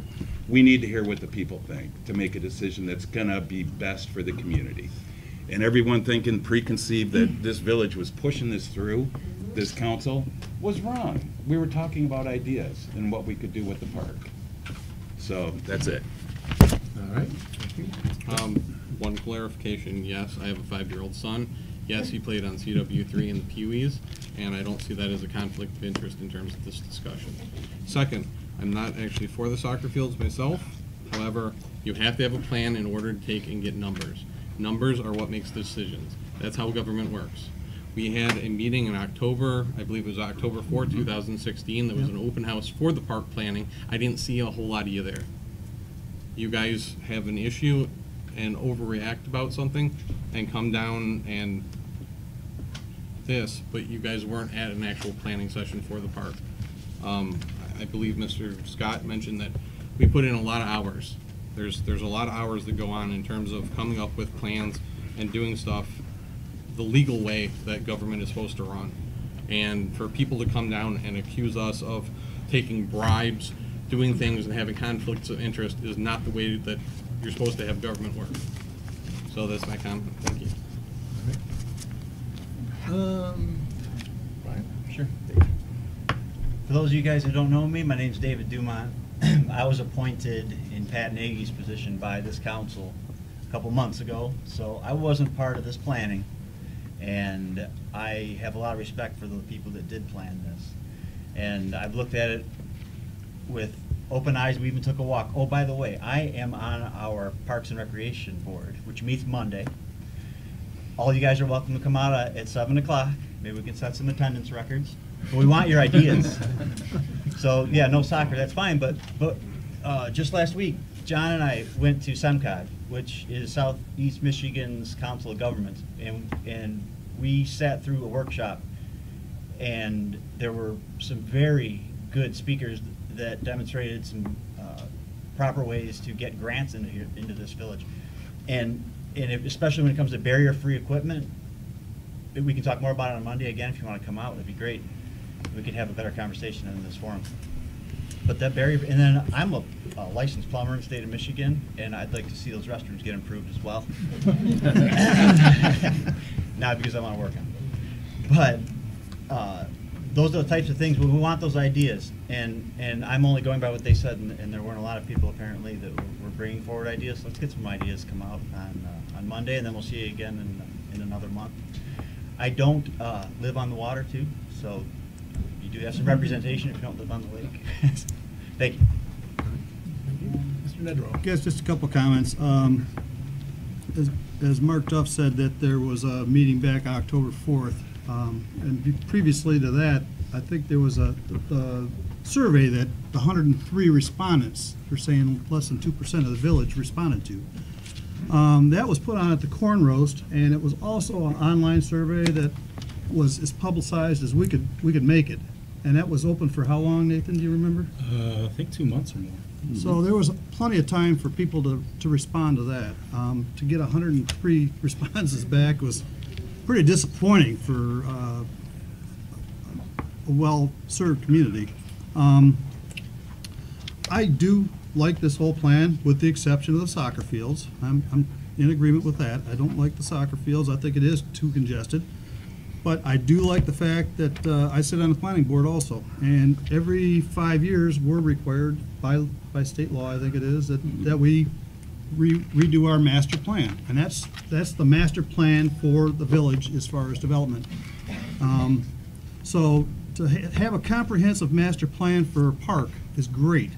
You need to have a vision of where you're going, and to have a 20-year plan, comprehensive plan put forth to see where this park could go 20 years down the road is great in my mind. I like the fact that it just doesn't serve the west end of the park. It serves the whole park, and it will develop some areas that are undeveloped right now. At the same time, it leaves plenty of green space for areas to not have a lot of activity in. So I really like the rest of this whole plan, and I would encourage everybody that's here tonight and everybody out there that's looking to please go on the website, pull a link up, and look at this whole plan in detail before you come to the next month's meeting. So that's all I've got. All right. So One really quick Really comment. quick, and then really quick comment. If we could pass a sheet of paper around to get email addresses so that people can get notifications Get on on the what's village going email, on in yep. the village. Actually, if you do have email and you're not already on the village email site, please go to the village website and sign up there. It's actually it works better in the system if they go Okay. there and sign up. Yeah. But please do go and sign up. Okay, now couple things I'd like to talk about in terms of next steps. So we've let people know we want a public hearing on it. I'm hearing up here in our discussion, I'm certainly hearing out there a lack of community support for soccer, but I'm hearing that we don't think the soccer plan in here is viable, and that seems like a pretty strong consensus from council. So I think what I'd like us to do is have a motion to ask our administrator to work with our park planning consultant to develop an alternative plan for the West End that leaves the fields in the current configuration. And I would like us to be able to bring that to a public hearing. I don't want to sit here, if we don't think we really want to go forward with soccer, I don't want to leave CW3 hanging, waiting on a decision. I don't want to leave people who are worried about, hey, the soccer field's coming in and I really hate the idea, worried on a decision. One of the reasons we asked to have a plan, one of the reasons we asked to have a draft, is to be able to make decisions. And it seems to me that we're probably able to make this decision now. So. And I'd like to make a motion to have Nathan, the administrator, work with the park planner to give us a revised proposal excluding the soccer fields and additional parking. So, motion stack, second up, to be clear on what the proposal would be, it would be a proposal that does not include CW3 soccer fields or expanded parking. Discussion on that motion. Yeah, what is it, we really do need to give the planners some focus. Are we asking that they improve the 3 ballparks, add another ballpark, look for an improvement in open spaces? One thing that I noticed in the plan is that, yes, there were, in this plan, and that's why they're changeable, a 18 or 16 tree count to go down, but I think there was something in excess of 60 or 70 trees more to be planted over time. Do we need to give it that? And I guess I I'm think we would turning need to do Nathan. something, and here's my my follow-up question about that. We said we want to do a July public meeting because we wanted public input. Yeah. We've got a lot of public input. I think right so. now. I agree. And I think we have sufficient input, and this is, I want to remind everybody, our first chance to look at the whole thing together. Right. Take a look at it and decide on what we want. So I think we can also say, let's hold off on a public hearing until we have a plan that we think we can bring before the public that we feel people can get behind. I agree with that Agree with myself. Yeah. So. I mean, he could relocate some of the play equipment into a new area. He could look now, at the those are relocation things of I the think play we need to equipment. talk to him about. He could phase we have to phase give him those an things. idea. He could look at places where we still should have trees, at places where we could redo it. We would be redoing the west end of it, and probably a little bit of the relocation back and forth. But yeah, that would give him a chance to look at it, and I would certainly entertain a friendly amendment to delay a public hearing on the proposed Clara Miller Park plan until we have a proposal we want to bring before people. Friendly Mr. agreed. President? Yes. Comment. In the past, our planning consultant seems to have a tendency to go overboard then he backs up, and we have to reimburse him for the time that he spent, and then reimburse him to do it right. So can we get a plan that council and Parks and Rec is happy with before we have him start doing up drawings? Because we did this in Amenia. He showed us a park that looked like, had more vegetation in it than Clara Miller. Then for him to fix it and do it right, he gave us another bill for doing that. And the same thing here. Let's get exactly what council and the Parks and Rec feel we need. How many trees go in, how many trees go out, where this is. You give him a free hand and the guy turns into Disneyland.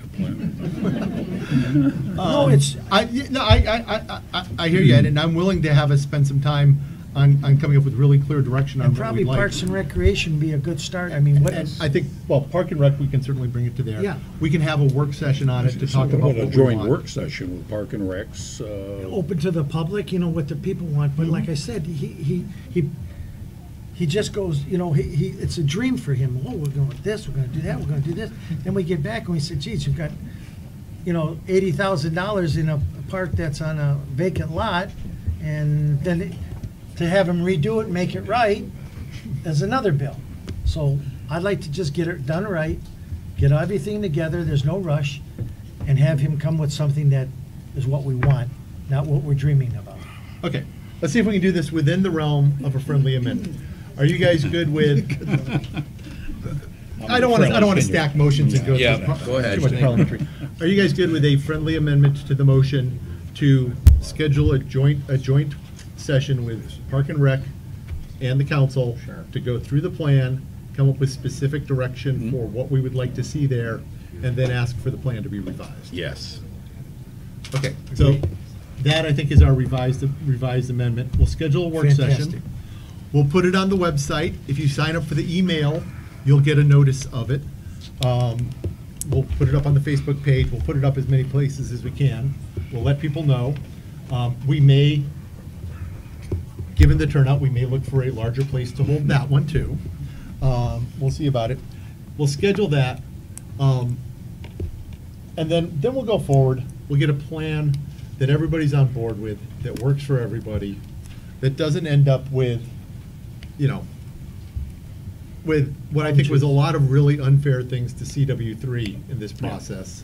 Yeah. And so I feel really bad about that. But that everybody can be on board with, because what we need, what I still really want, where I think we can get to this, is a 20-year plan for Clara Miller Park that makes a better park, that people can agree on, that people want, and that really brings forward the best ideas of the whole community. So we have motion, we have second. I think we're ready for a vote. Let me get a roll call vote on that one. Sinkwitz? Yes. McGee? Yes. Dumont? Yes. Duff? Yes. Staff? Yes. Scott? yes. Bedram? Yes. All right, motion carries. So everybody out there knows what that means. That means that we've said we're going to remove the soccer fields from the CW3 plan as it is right now. We're going to remove that. We're going to look at the configuration. We have one soccer field there. We may try to make it better. We may try to do some things within what's there. We're going to talk about it. We're going to have a joint session with Park and Rec. We're going to try to make sure that everybody hears about that one. And what we want to do is keep the process going and hear from all of you. So I think that's where we are. Motion carries. And I would entertain a motion for a 5-minute adjournment before we move to the next item. So moved. To let Support. people go. Point of information out there. Is July 12th still on, or is it off? July 12th is off, right? July. It's on as a council meeting. We're still Yeah. gonna have a council meeting, assuming we don't have a giant number of people expected. We'll probably have it right here. It will still be a regular council meeting, but it's not on as a public hearing on the park. We're gonna scrap that. We're gonna come back with a plan that people like. Thank you, Jay. So I have motion and second for everybody. All in favor? Aye. Okay, we're adjourned for 5 minutes. We'll let people clear. Nobody's sticking around for the budget? Yeah, come on. I told you we would listen. Will I work on the budget? And everybody, I understand why people are cynical about government right now. I get it. They're awesome. First of all, the employees are trying to snag from me.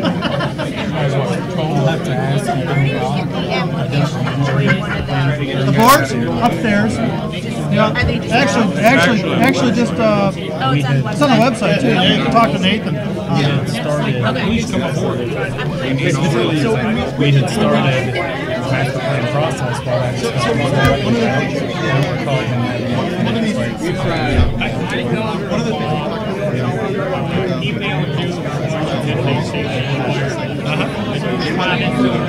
Thank you. Oh, sure, yeah. She's very nice. I talked to her as well. Very friendly. Yeah, thank you.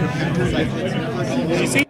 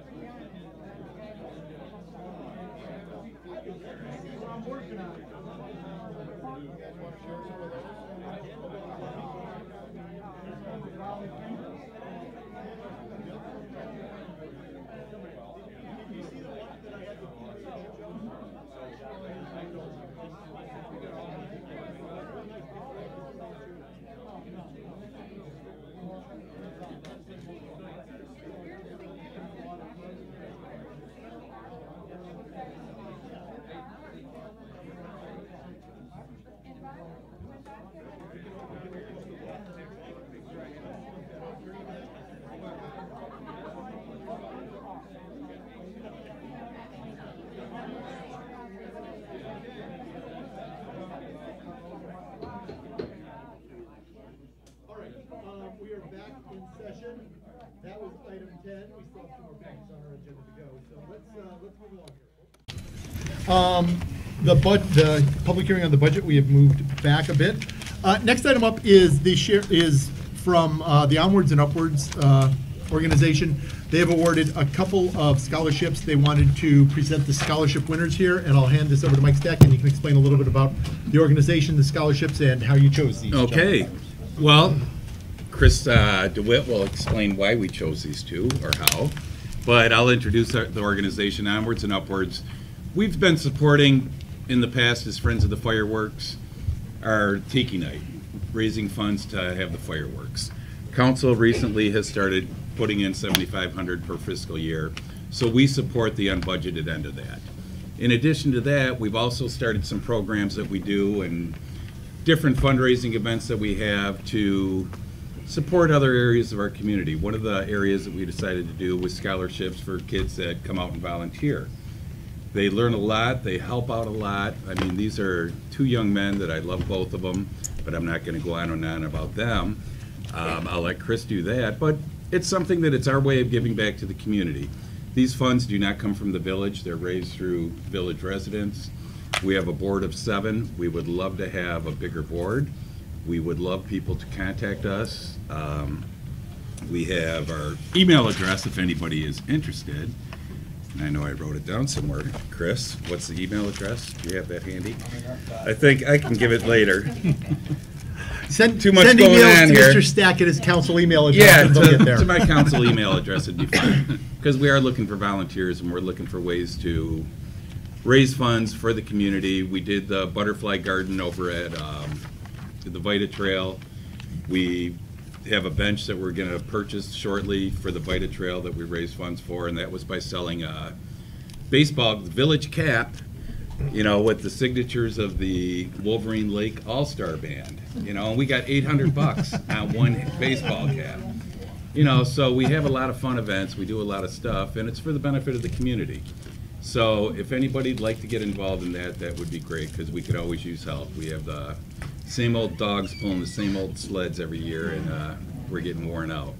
And with that, I would like to introduce our chairperson for the Scholarship Fund, Christine DeWitt. All right. I'm one of those short people. On the ladder. We could lower the microphone. That would be the more gallant thing to do, Mr. Stack. This is good. All right, I'm not going to be long. Anyways, President McGee, council members, and Wolverine Lake citizens, I have the distinct honor of presenting the first Sharon Miller Scholarship and the Onwards and Upwards Community Enrichment Fund Scholarship. These scholarships were established to give back to the community by awarding 2 high school seniors who have been accepted to a college, a university, a trade school in Michigan of $500 each.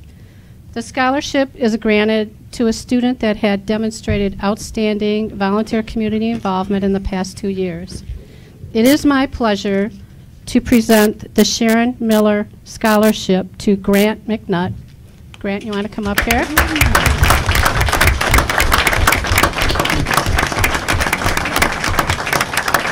Grant has been volunteering since 2009. That's my records anyways. His community service activities included the Lakes Area Youth Assistance, Taste of the Lakes, assisting with several funeral lunches at St. William's, spent numerous hours and years selling tiki candles, And last year, I bought some from you alone, so. Grant has volunteered many community service hours for Wolverine Lake Village. These are just a few things that he's done. He has numerous other activities that he's volunteered, but I don't want to take up all night. Grant will be attending the University of Detroit Mercy in the accelerated 7-year dental program. So, congratulations, Grant.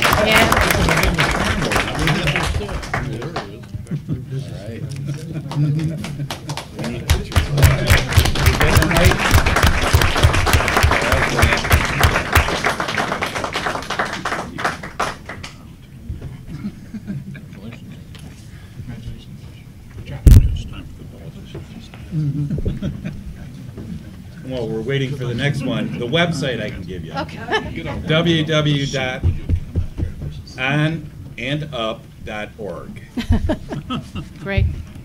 Okay, our next recipient is being awarded the Onwards and Upwards Community Enrichment Scholarship Fund to Bo Blankenship. Come on over, Bo.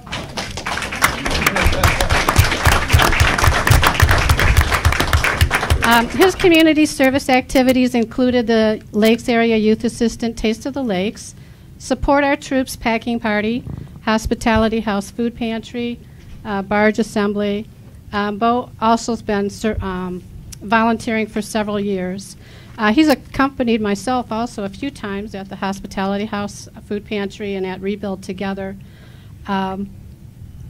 Again, Bo will be attending Wayne State University, and he will be majoring in computer science. So,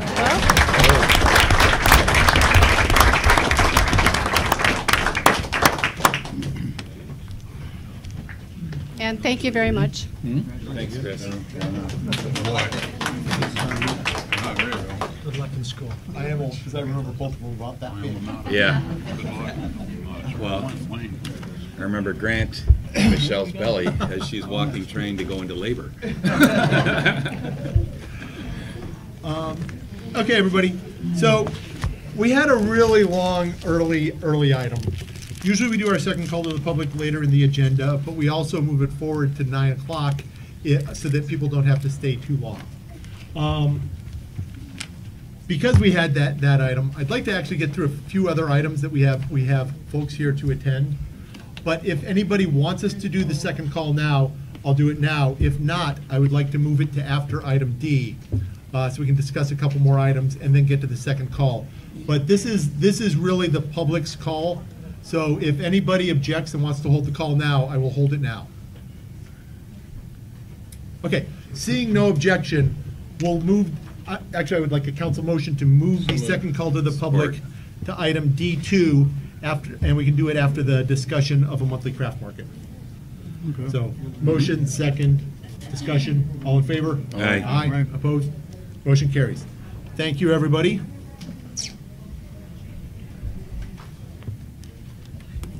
Okay, with that, we have Carrie and Valerie Kemp here for a road ending request, for a request about the ending. Let me ask our administrator to introduce this.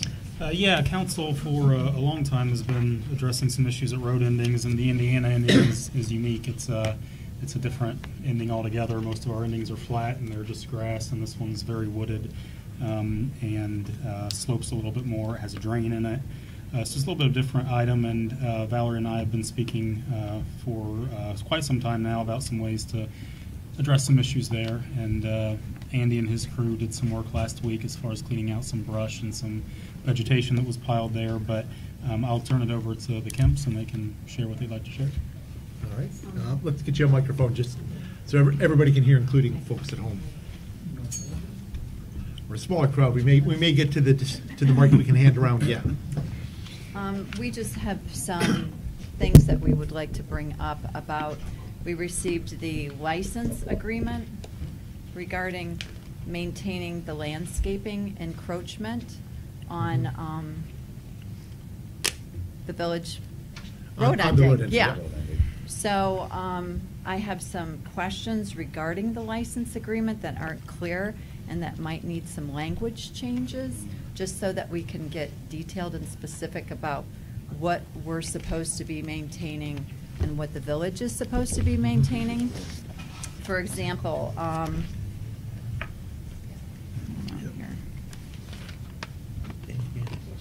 the first question that I have is, what happens if we don't sign this license?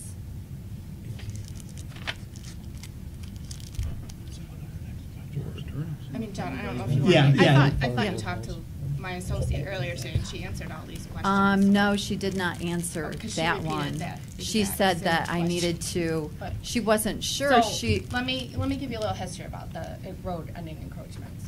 So the village, it first came to the village's attention about certain encroachments with some litigation, that there was a road ending that had encroachments on it, and that homeowner sued the village. We went all the way as far as you can go in the state of Michigan, and the Court of Appeals said, nope, that's village property, you gotta move your stuff. So the village had a park in the area, and all the stuff had to move. That's the law in the state of Michigan. You can't adversely possess against a municipality. So in kind of being proactive against this happening, it was a very costly, long process for the village to go through that whole finding out, you know, all of this about the encroachments. Decided that we were going to look at all the road endings that the village is responsible for and try and be proactive to do what we can so that we don't have this encroachment issue coming up again. So we looked at all the road endings, and some of the encroachments on the road endings were more warranted for easements, and some of them were more warranted for licenses. It just depended on the property, what the encroachment was, you know, the situation. I mean, it was a lot of different scenarios, but everyone has been treated the same. The road endings are village property. The encroachments, they're encroachments. And the law in the state of Michigan is you can't encroach on the village property. So to circumvent more legal process and litigation, they're cleaning up their road endings. The license, I mean, if you don't sign it, you don't sign it. But the village could go to any one of its road endings and remove all of the property in the road ending, completely improve the road ending and do what they need to do to the road ending, and that's the law in the state of Michigan. So I think it was just the easements and the licenses were sent to everyone in an effort to actually, hey, you know, we see your stuff's all there, and you didn't know it wasn't your property probably. You know, it's our property. We have an obligation to maintain it. Let's work out something. Let's offer an easement or a license that you can keep your stuff, and there's an understanding as to, you know, we're going to maintain it, and it's going to be nuisance free, and you know, everything that's in your license. So let me see if I can kind of sum it up in maybe a less legal format. As we went through all of the road endings, we found, you know, they have a long tangled history. There's a lot of unclarity over where some of those boundaries were. We got everything surveyed. We found that people had things in various places. In order for us to legally let you guys keep the things that are there, that we said, hey, you know what, this is okay, let's permit it. What we need is that license that says, okay, you know what, we're permitting you to keep that. You're acknowledging that it's our road ending, so that we don't end up in that court battle. If it doesn't get solved, you know, ultimately, God knows I don't want us to go there. We've had enough discussion. We've had enough through road endings in terms of litigation. But you know, in theory, we could come in, take the landscaping out. In theory, you guys could sue us to either prevent that or to do it. We would end up in court. It would be a long thing. This just lets us say, you know what, this landscaping's been here. I know the landscaping that you're talking about right there is right on the side. It's pretty good erosion control. It's good for the lot. It's a good idea. This just lets us all agree, okay, here's what it is and here's how it should be kept.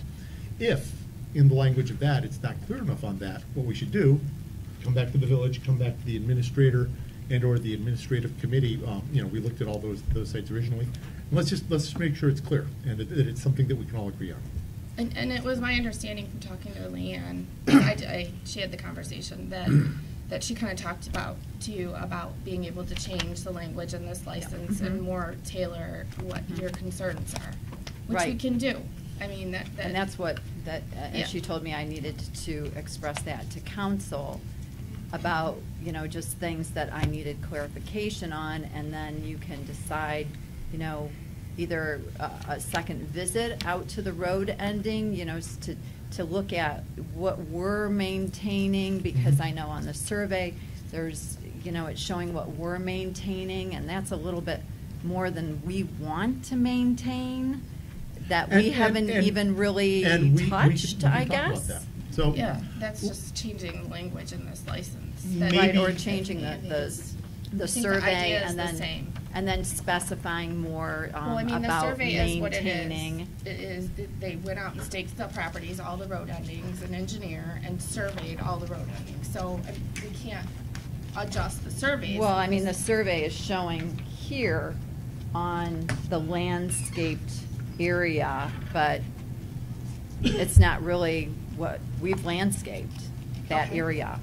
So it's showing that we would be maintaining this landscaped area, but it's not really. So you're saying there's additional everything landscaped that area that you actually don't maintain? Yeah. Who maintains it? Nobody. I think it's basically ground cover that's been there for a long time. No, but Andy and his crew did come out. There's an area that is just, yeah. I mean, it's all cleaned up now, except for that one tree that's, but, yeah, so right over here, you know, the road ends, and there's the big arrow that's pointing left, and then the new village sign that you put up there.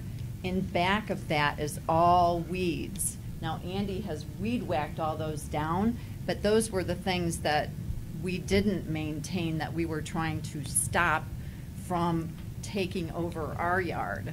So the purpose of this license is to just give you a license for your landscaping. So if we need to redefine that area, we can certainly do that. Because there's 18 trees also. And that's all this was meant to do.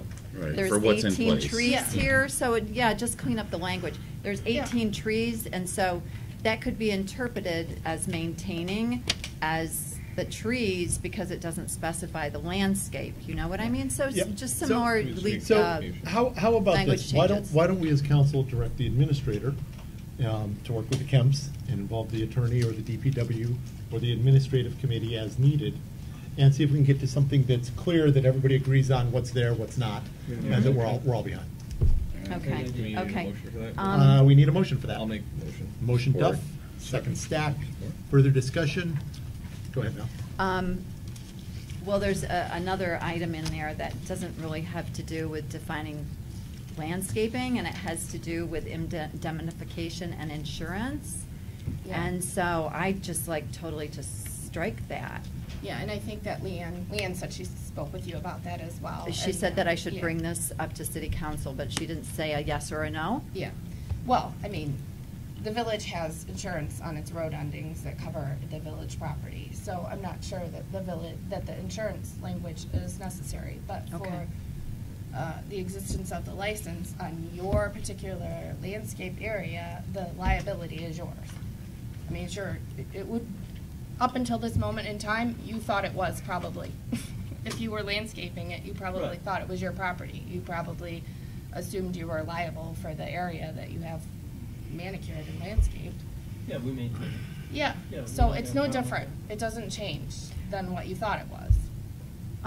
Well, there's the area where Indiana ends, and there's that big arrow sign right there. That whole road ending is the village property that's the and village property responsibility. I mean, if something happened there, somebody missed the sign, I don't think a 747 could miss that sign. That's not But You'd be surprised at what happened at the end of Lad Road last year. I mean, that's not your responsibility. The Okay. roads, the road endings, that's all village liability, responsibility. The All right. only area you'd be liable for is the area that up until this time you probably thought you were liable for anyways, was your landscape area.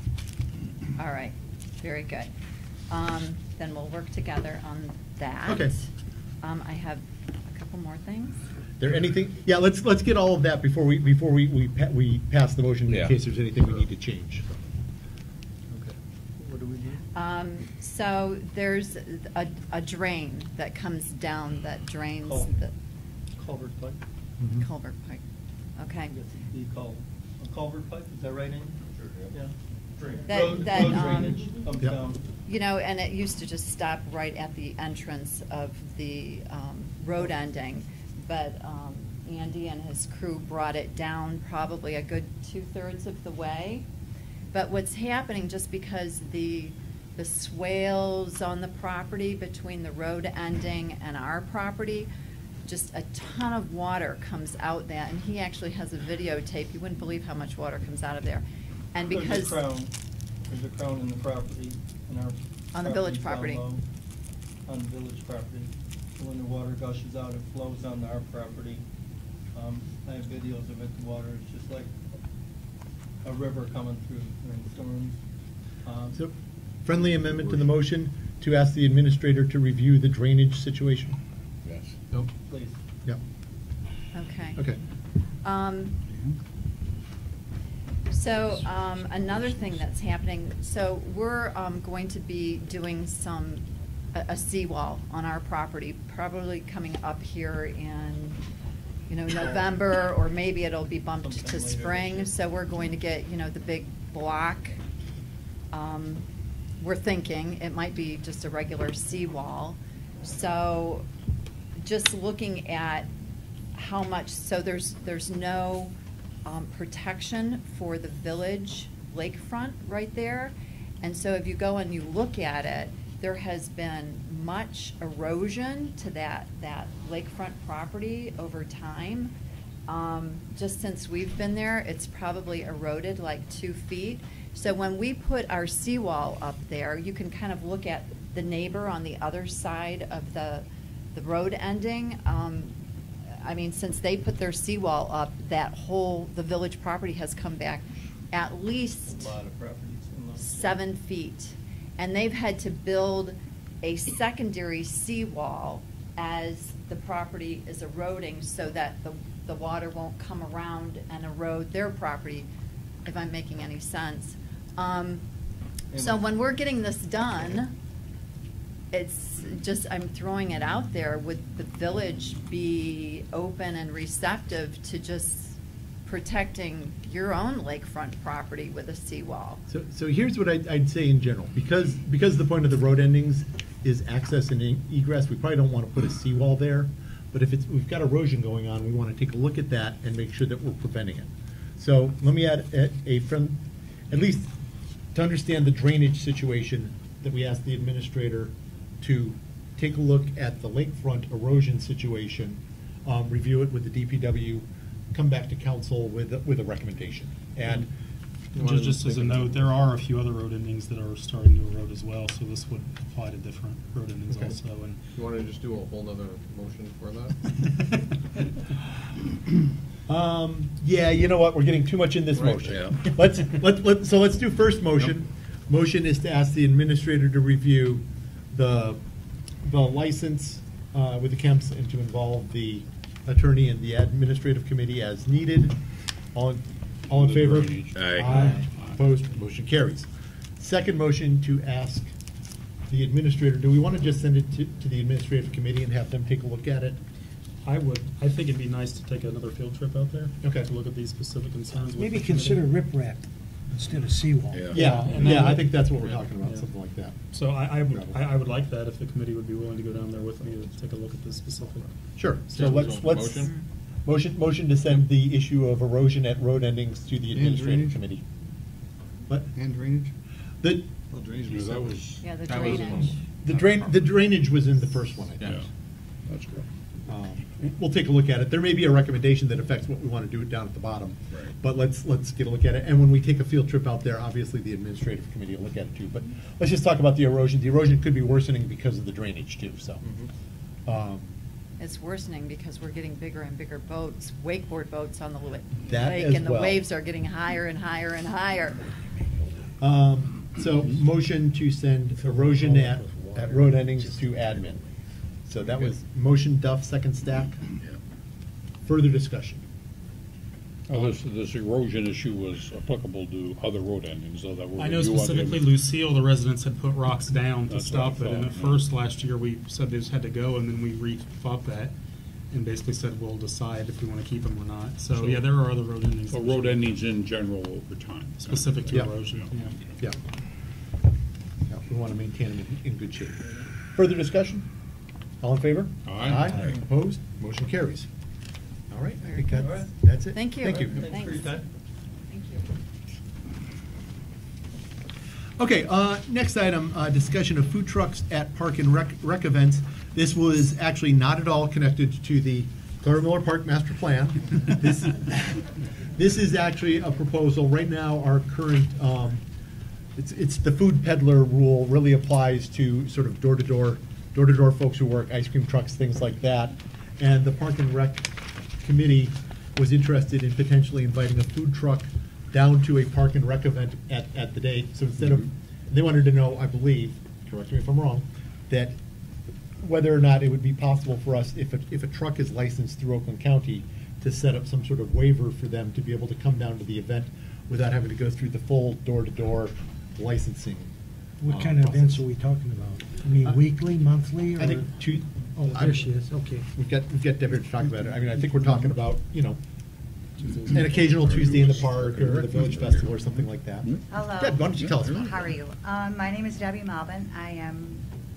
Kelly is actually the person who is supposed to, but she has a brand new baby, so I said that I will come in.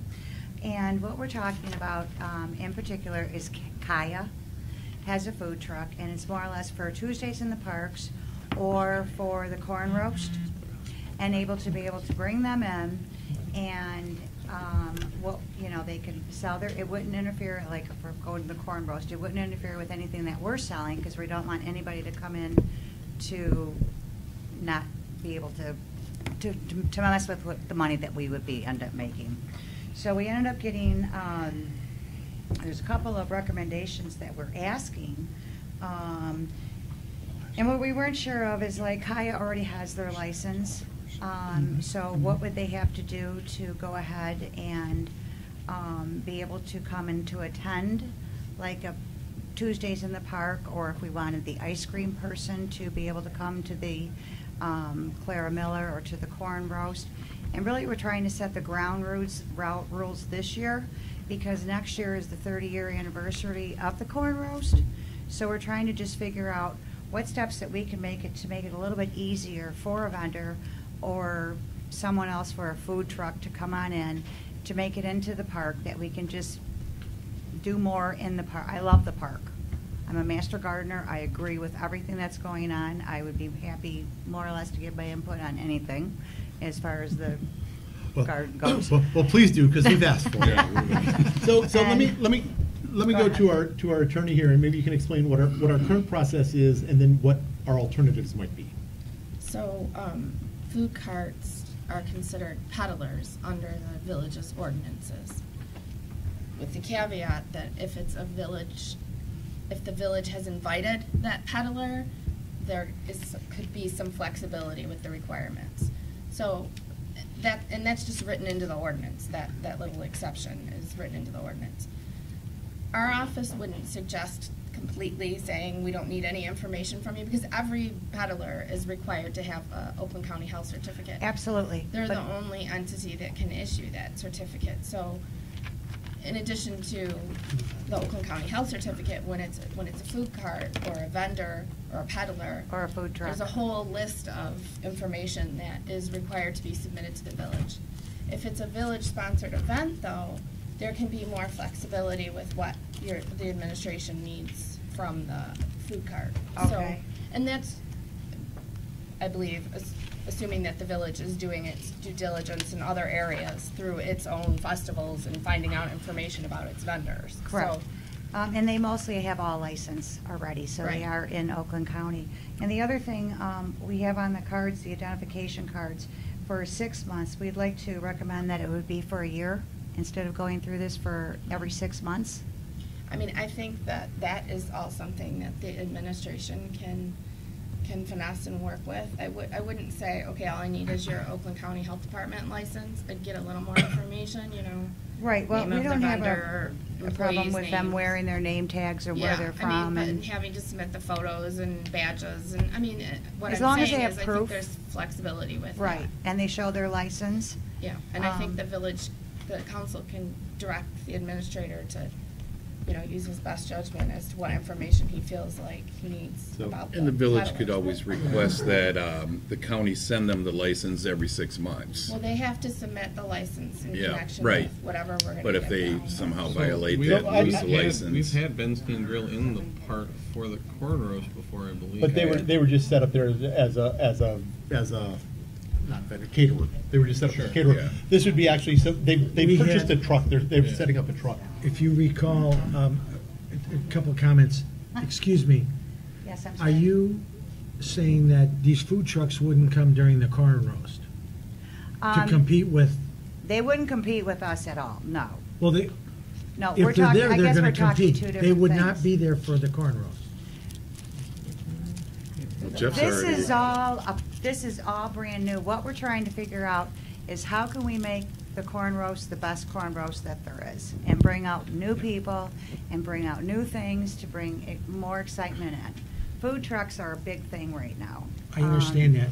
and The we're only just- thing is the 2 points that I have is that if, now, I don't know what their food truck has, but I don't think people are gonna want a hot dog and a hamburger for the kid, not an $8 or $9 pulled pork sandwich. Well, it's And through I think- Kaya right now, so they're working with us tremendously. Pardon me? It's with Kaya right now. I know, but I don't think the prices will anywhere be like that. for a pulled pork sandwich, I know what they are at the restaurants. Well, I think they would be like, maybe littler buns. All right, but the other part was, if everybody remembers, when Chief George was here, we were having a function, and he got Uptown to bring a big thing, and they had all this food on a table. They packed him up and told him to leave. From the health Because they were in competition. Well, And we're I not think- having, But the last point I want to make is, this is just talking out loud. For all the work that they go through, every time we get done with a corn roast, we're selling corn for 50 cents a dozen, we're selling hot dogs. If you have something else there, then I think it's going to be very difficult. And we have, the master corn roast person was here, he might be gone I now. think he's gone. Yeah, Yeah. but, when we cook that stuff, if you got somebody else coming in and they, you got, it's, the competition is gonna be just ungodly against Well, a as it hot is- dog and a brat versus a pulled pork As it is sandwich. right now, as it stands right now, like, we don't have someone to do dessert. So. Do what? Dessert. We're not supplying dessert right now. We're saying like it for the corn roast. So I think in all of this, individual events, individual things Correct. we can figure out. Temporary I think license. what I'd probably like us to do here is a motion to have the administrator review the peddler thing, come up with a process by which, for village events, we could issue a waiver, and it would be a process that we get a certain amount of information that we're comfortable with, comes back to the village council, and then we would issue the waiver. Do we want to do it to village council, or do we want to just give the administrator discretion? One last comment. Is only Kaya the only one that can do this? We're not gonna, No, I think what we're saying is. Anybody if can. Let's set up a process by which we can do it, and then there's some level of review. For Parks and Rec to invite For them. Parks and Rec, yeah. Right. They would be inviting for them. village events. It wouldn't open it up to any truck. No, Yeah. we would be inviting so them, but it's they'd gonna be be a Oakland. village, owned company and nobody else. It might, no, sir. No. So potentially, there could be other food trucks that they would look at and invite for other events. Oakland County. We're gonna have Taco Tuesday, and they find a Right. taco truck to come down. Whatever it might be, All right. can we set up a process by which the administrator looks at it, it's a recommendation from the village for a village event, we look at it, we review what they have, and issue a waiver for that one day and that one event from the full peddler license.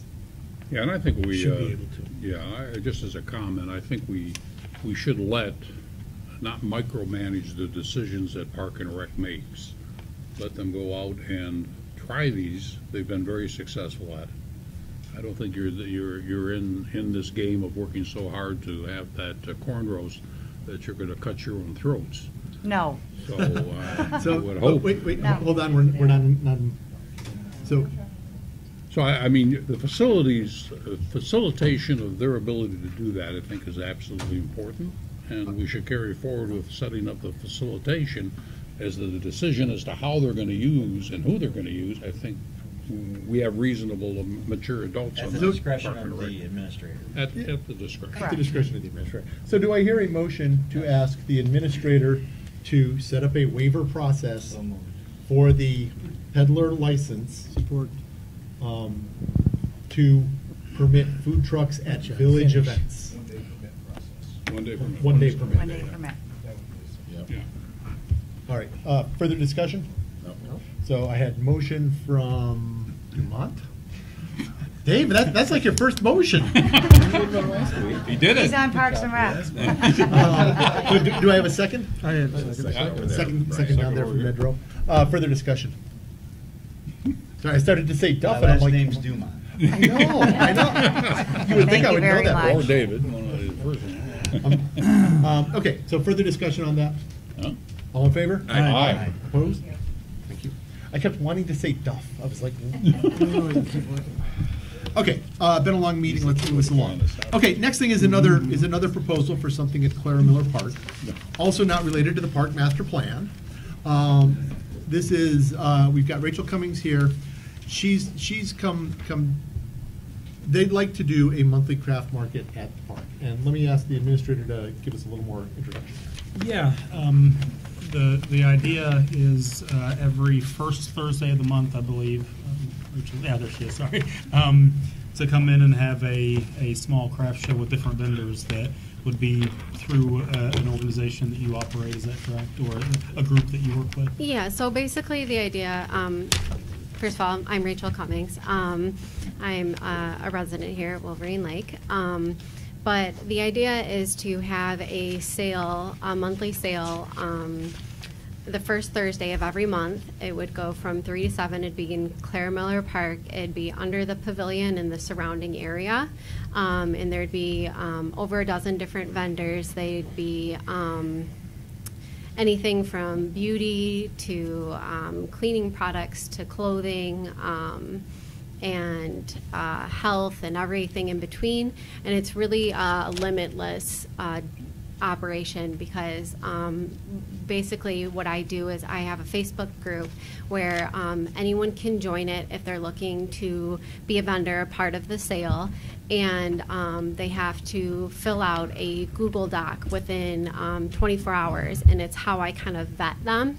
And basically right now what we're doing is we're having 2 vendors per specialty, which is also kind of subject to, be open to if there might be a third or a fourth, depending on the specialty of the product. But what we're doing is we're vetting kind of what their name is, what they want to sell, if it is appropriate for the sale, and if it's something that would fit within what we're kind of trying to go for. We're ultimately trying to build community togetherness and benefit the community with the sale of supporting small businesses within the community and allowing small businesses to succeed. So sure. So it'd be a 4-hour event, 1 day a month. Yes. At the park. Yes, Nathan.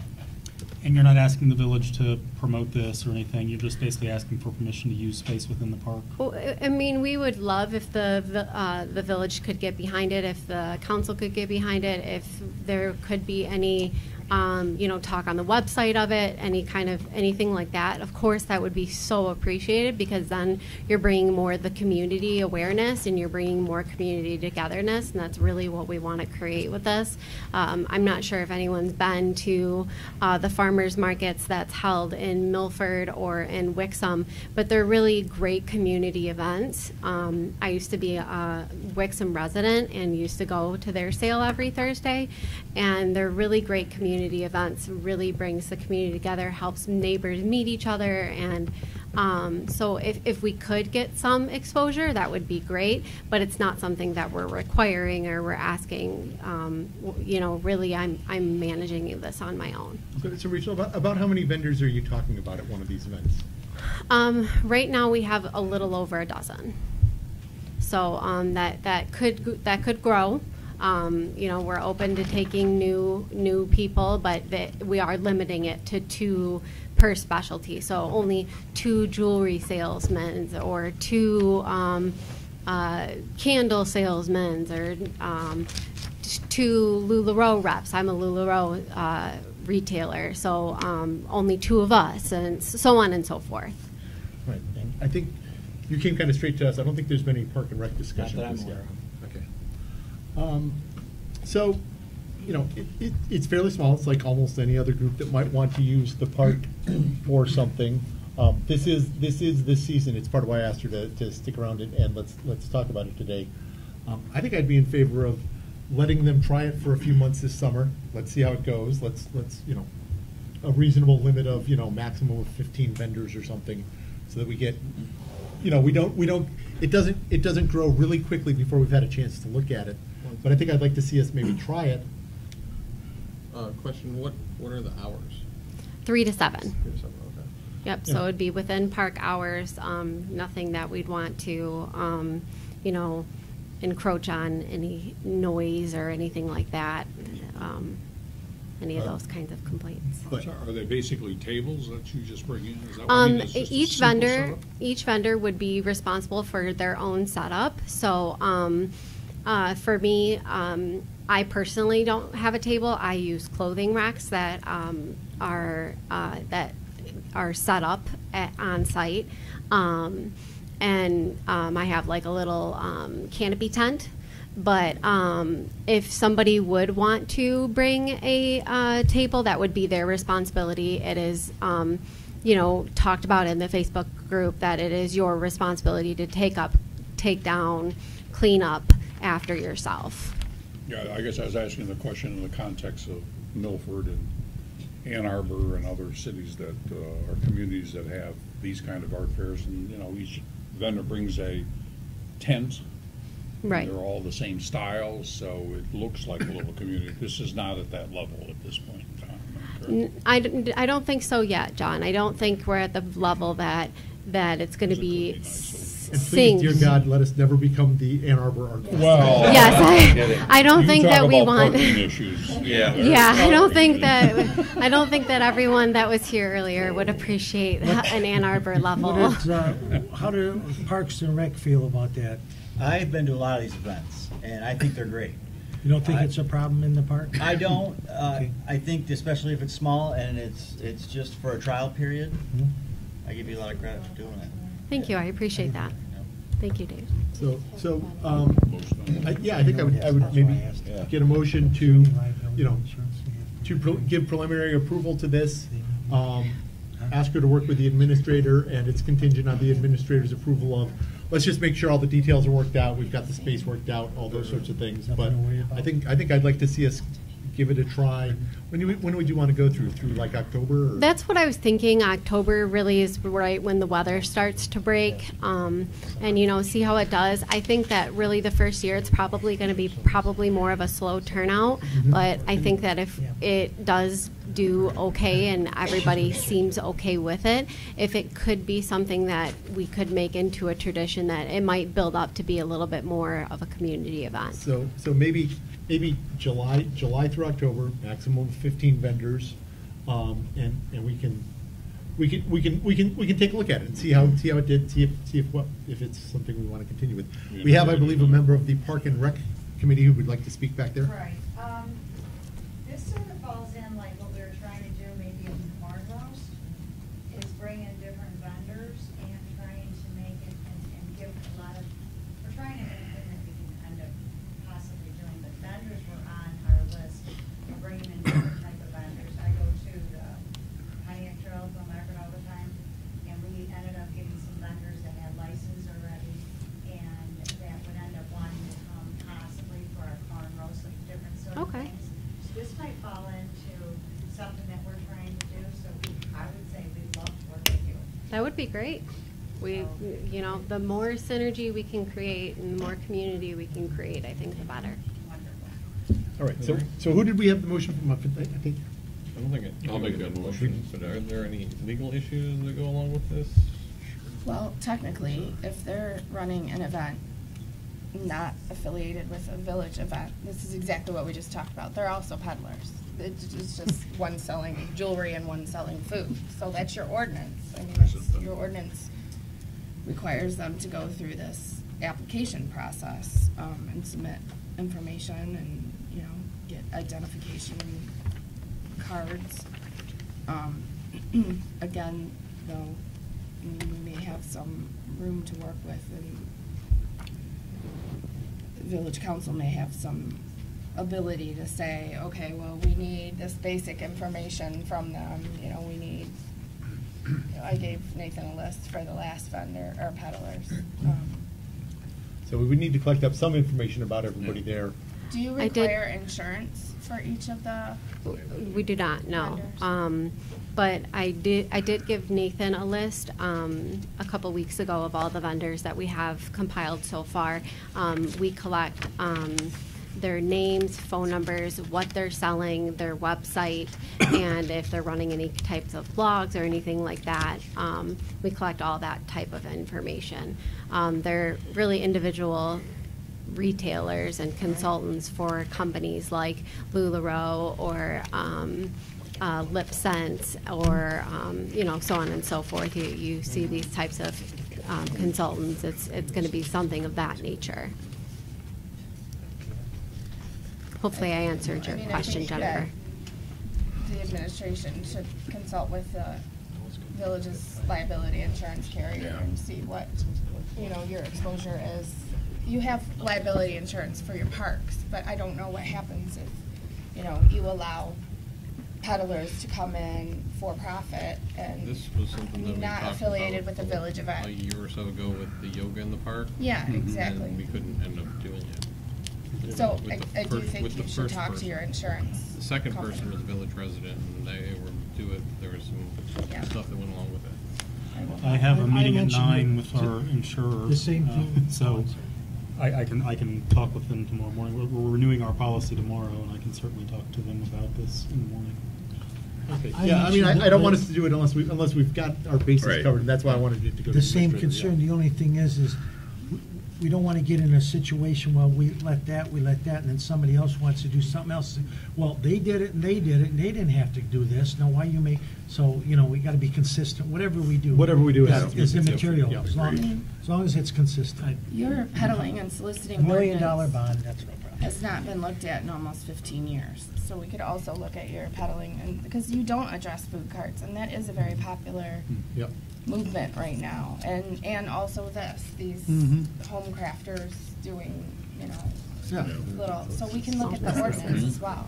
There's obviously a difference between a peddler who wants to walk door to door through the Yes. streets and someone being stationary Yeah. with approval of the village inside the park. And so it might be worth looking at the ordinance, but I'm certainly willing to do whatever council would like. Can we make a motion to refer this over to the administration? Yeah, let's make a motion to refer this to the administrator. You were looking to start the first one in July, right? That would be great. So we have a meeting July 12th.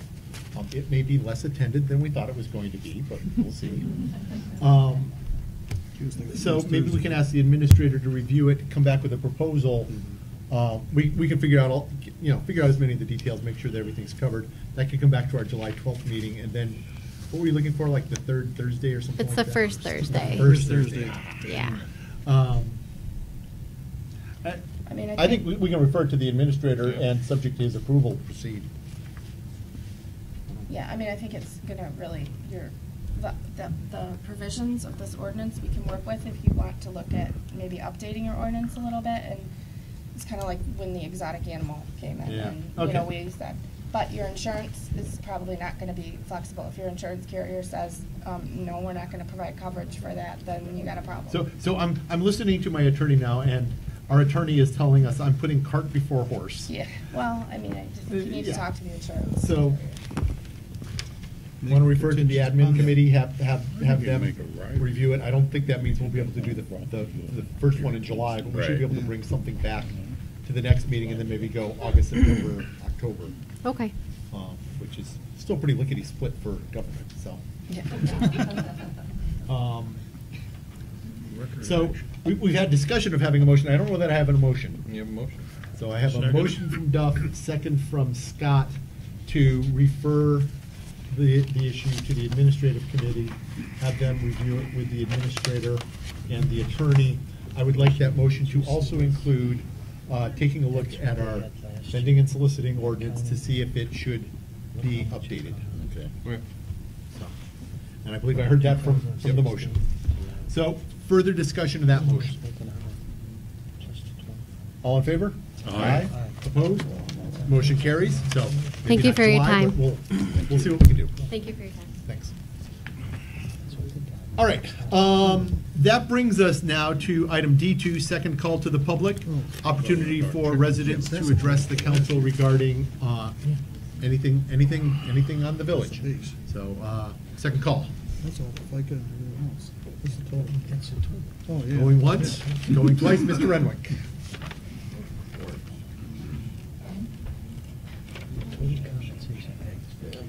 Yeah. Dave Renwick, 685 Amenia. 264. The three of them, yeah. As far as the Clara Miller Park thing goes, a poll or a survey, as was graphically proven in the last election, is not a true measure of what the public wants. And to use 100 random samples out of 4,000 people, 5,000 people, is one of the most ill-advised ways to make a decision in any way, shape, or form for our park. To say that people, don't get involved, don't come to meetings, don't run for council, I heard that up here tonight. There's a reason people don't. Because they get sick of this stuff. They get sick of having a presentation made that, hey, we want to put in soccer fields, and then, oh no, we didn't say we wanted to put in soccer fields. We said we were thinking maybe might. Well, I got to admit, I've been coming to meetings and I've been watching them on YouTube, and I've only heard one council person up there talk against the CW3 soccer fields. One. And now tonight, when a mass of people turns out against it, all of a sudden, oh, well, I'm against it, and I'm against it, and I'm against it, and I'm against it. Where were you guys 3 months ago when all of this conversation started? Where were you a year ago? I've been looking back at meeting minutes and stuff.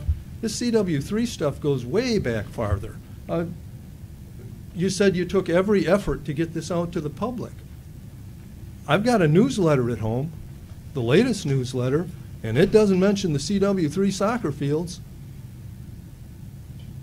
So, as far as every method being used to get that out there, sorry, you missed one at least, a big one, because that's supposed to be one way to reach us. And now we as taxpayers are going to pay to have the planners reconfigure the plan, an ill-thought plan in the first place, and I'm sorry, it really shows how seriously out of touch council is with what the public wants. For that thing to even be in there with this much opposition to it, it makes no sense at all. I can't believe that this board was that out of touch with the public. But we're going to go to the budget, I hope, if you've buried it deep enough into the meeting. We're going to go to the public hearing on the budget, and that's something else people care about. So, but as far as, oh, people should get more involved, they don't get involved for this very reason. Because this stuff is thrown out there, one council member objects to it, And then when the public comes in mass, oh, everybody's against it all of a sudden. That's no way to run a village, and that's no way to claim that you're in touch with the people. Because on this one, you guys dropped the ball big time. Thank you. Thank you. Anybody else second call? Seeing none, I will close the second call to the public. We will move on, or back as the case may be. This will open the public hearing for the 2017-2018 budget. Let me get caught up there in my packet.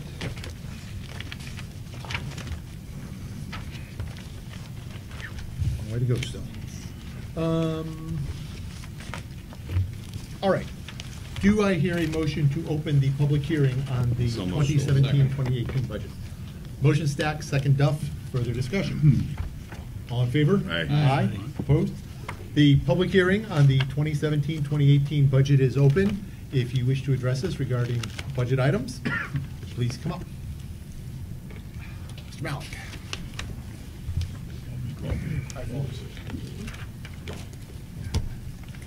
Bob Malik, 1620 Thurston. As an alternate on the Zoning Board of Appeals, I have a question on the budget. I had my packet delivered here this past week at the tune of $2.24, okay? Now, granted, we don't have a meeting every month, but there's probably 10 packets that go out, maybe 8, I'm not sure, okay, because of the recorder and everybody else. But let's say there's 10, that's $220-some, you know, or for 10 months. And we used to have, I remember, council, and the council still gets the police department drops off the packets in a special mailbox. Way back when on zoning, it used to be put between the doors. And I guess I'm asking, you know, we do have a police department, and I understand they have duties, but isn't that a feasibility of saving $500 a year maybe? $800 a year, whatever the cost? I just have to ask that question. It adds up. It's same thing. I would hate to see what the postage is on planning and everybody else. You know, they drive every street every day. And it isn't like if you mailed it on Monday, we have to have it Tuesday. If they got the packets on Sunday and we got them on Wednesday, I just don't see a problem. But we're talking about park money and money here and money there, and you know, we got a budget and we've got to save some money. I just think a community involvement with our police department. And again, I have the captain here who might disagree. I'm not saying I'm right, but I'm just saying it's something that needs to be looked at. It's a way of saving dollars. That's all I have to ask and say. All right, thank you. Anybody else? Public hearing on the budget? Mr. Renwick.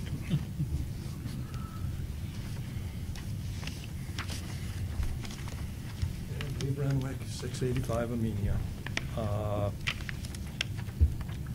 I'm here again and again and again about the solid waste pickup fee. This has been ongoing since 2011.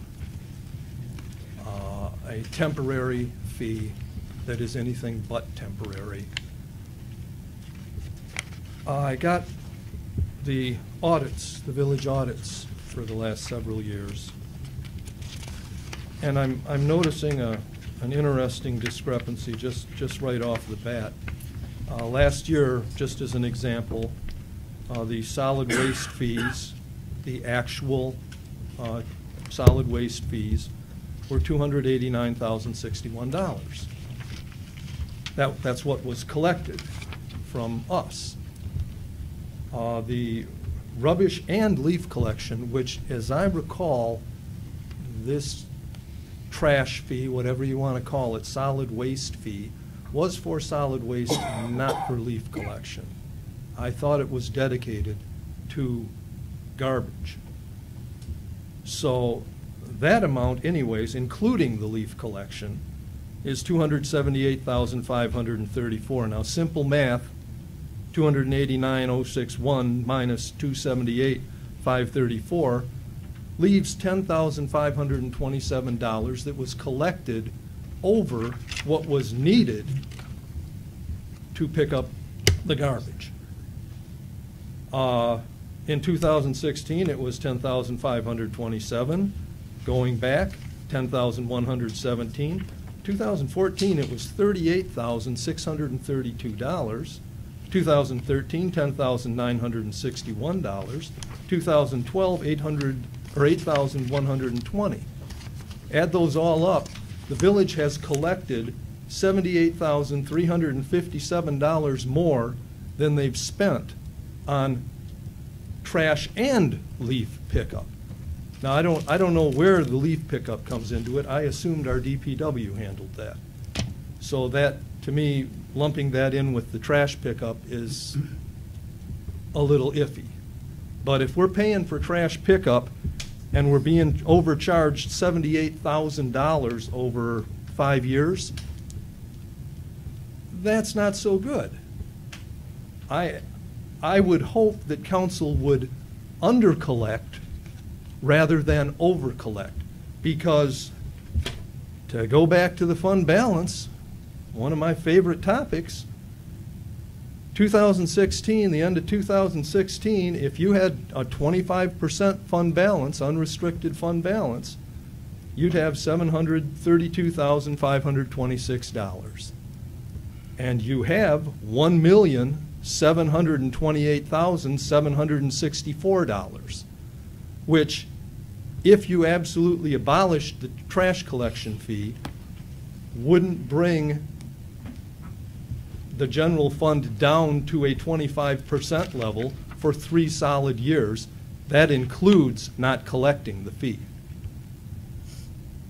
So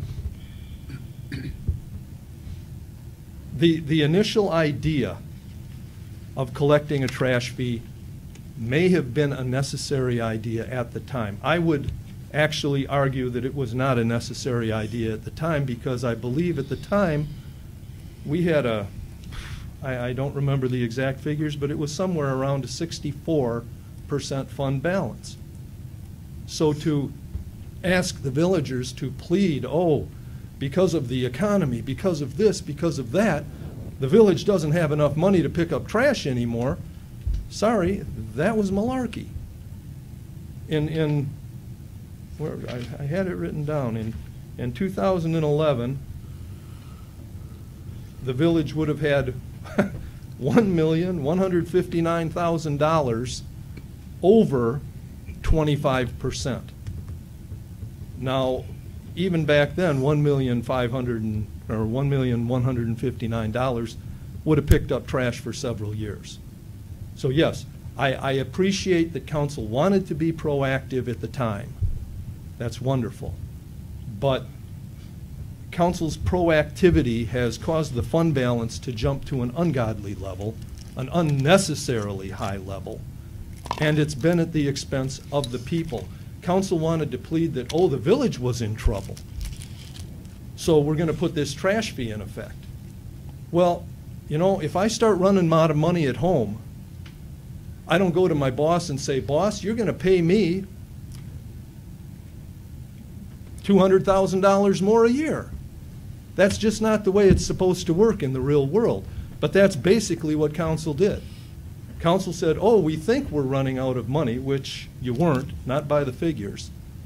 But, so we need more money, we're just going to take it. We're going to put in a fee. No vote, no nothing, really. Just, we're going to put in a fee, a temporary fee that is still here 6 years later. And I'm sorry, that just doesn't work. If you think it does, God bless you, but it just doesn't work. It's time for council to at least cut that fee in half. And you can say, oh, well, that'd only save you $75. $75 for somebody on a fixed income, that can be the difference between getting a year's worth of blood pressure medication or cholesterol medication, something they need, any kind of medication, diabetes, whatever. When you're on a fixed income, it's important. And people on a fixed income, I'm on a fixed income now, We can't go to our boss and say, you're going to give me more money. It doesn't work that way. So I would really seriously urge council to please, for God's sake, give the people some relief on this trash tax. Because it's gone far enough. You've amassed money. You're talking about, until tonight, until, everybody changed their mind, you were talking about spending $100,000 plus on soccer fields. Where the heck did we get $100,000 to spend on soccer fields? Where did we get $100,000 to spend on pocket parks? Where is all this money coming from? Where did we get $190,000 to spend on a weed harvester? Guess what? Right there. I can tell you where you got at least $80,000 in over-collected trash fees, and I can tell you that our fund balance has jumped from, $1,159,000 to $1,728,000 in the years that the trash fee has been in effect. So there's a nice positive effect on the village's budget, but the village isn't supposed to have that money. The people are. And if the village wants it, they should damn well ask the people if they approve of spending $100,000 here and $200,000 there. You put great stock in this survey, this poll for the park master plan. Again, that's not an election. Why don't you, we have elections often enough, and council wants to be proactive on all these things. Why don't you put these big ticket items on the ballots so that people can actually vote on them? We elect you to run the village because we don't have the time. We elect you to represent us. As was proven here tonight, you sure weren't being very representative on at least one item. And I got a feeling you weren't being very representative on this one. I would seriously ask council to please, please tonight, consider at least cutting that fee in half, if not eliminating it outright. If you eliminate it outright and we fall to those dire levels that, oh my God, we might fall to 25% fund balance, that would be normal.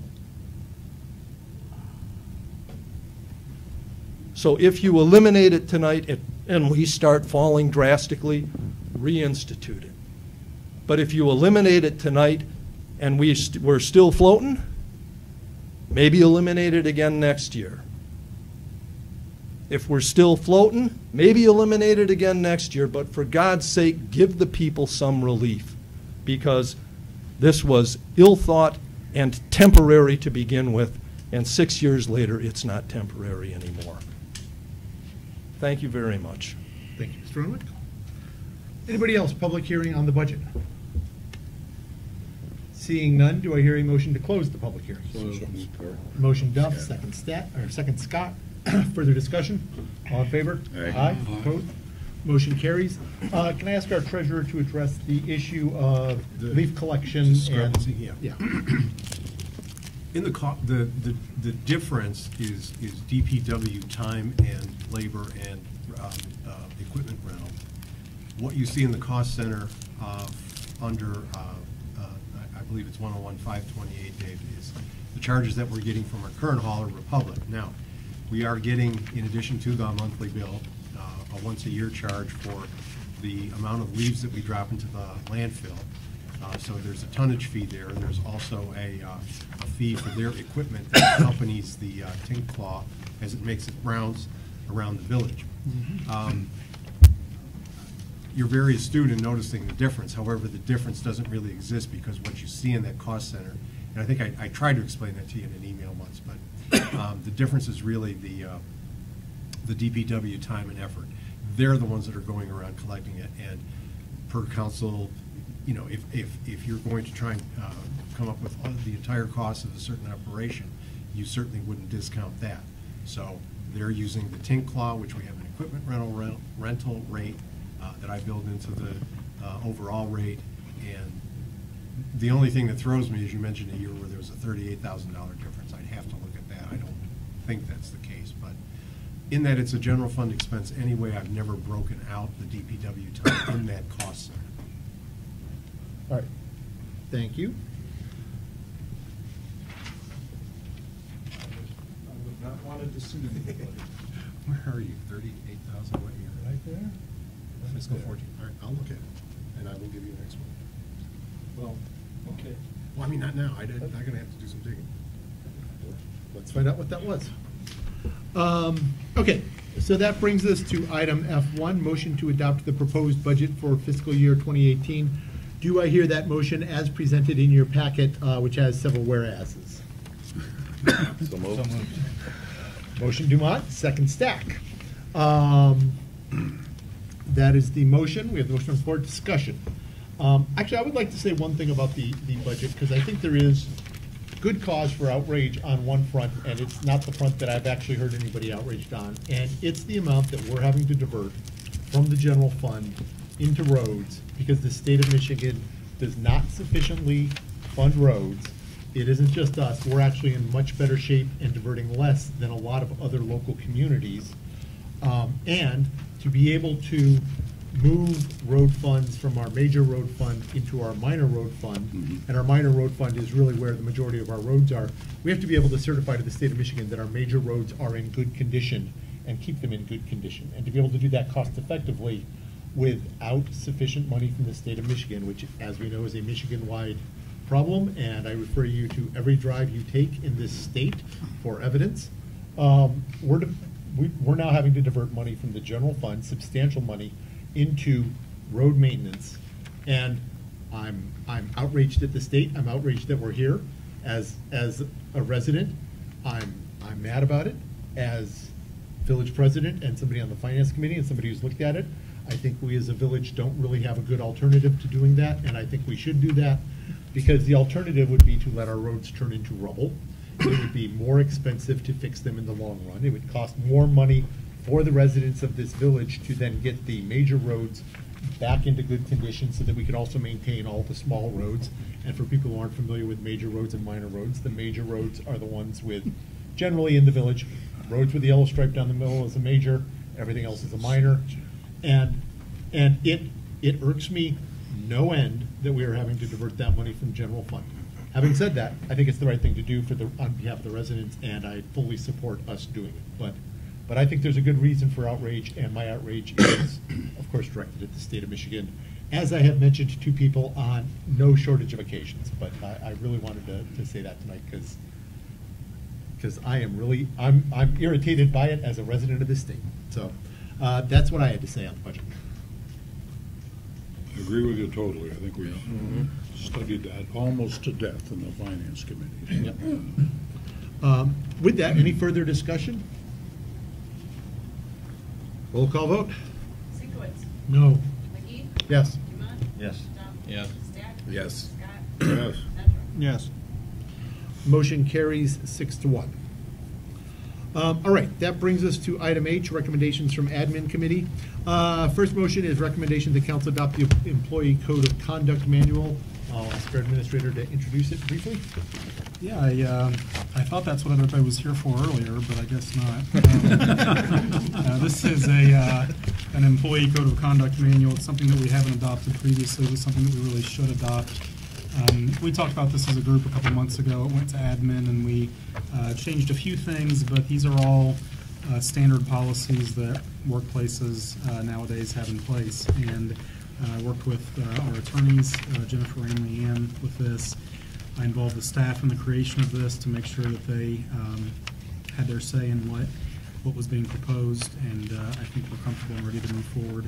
I will just repeat that when the Michigan Municipal League did their assessment of us last year, one of the things they recommended was to adopt something like this, and so this will satisfy that recommendation. And if it gets approved, we will have each employee receive a copy. They will sign it, and the signature page will stay in their personnel file. So ask you to approve this tonight. All right, do I hear a motion? Motion to, okay. Motion Duff, second Stack.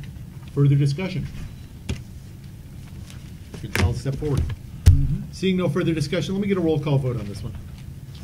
McGee. Yes. Dumont. Yes. Dump. Yes. Stack. Yes. Scott. Yes. Medford. Yes. Sinkowitz. Yes. Thank you, council. Motion carries. Next item from admin committee, discussed with our administrator and our chief. Maybe you want to introduce this one to folks who?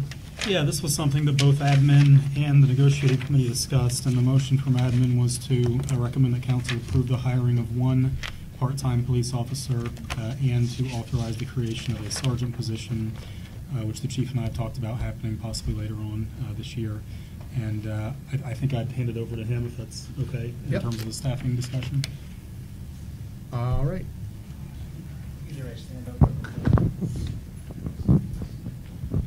Thank you, Council. This is our ongoing restructuring like we had talked about in our planning sessions going forward. This is going to give me a little bit of relief, I guess, as it were, to get another part-time person in here, but also starts the process of a transition. And the transition, what I want is interdepartment transition. When it's time for me to go, I wouldn't be able to have somebody behind me to be able to come in and pick up the stick and keep running with it. This is just the beginning of that.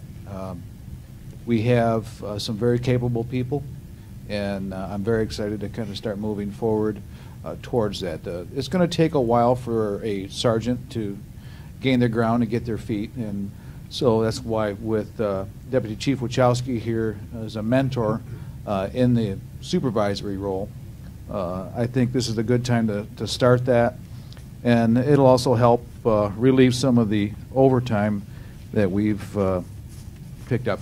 Believe it or not, and if you notice in my police report there for the month, we're still way above where we were last year, busyness-wise. I mean, we are extremely busy, and this will help give us a little bit of that relief. So we thought at this time, the one part-time police officer and the creation of a sergeant position would be the good start for that.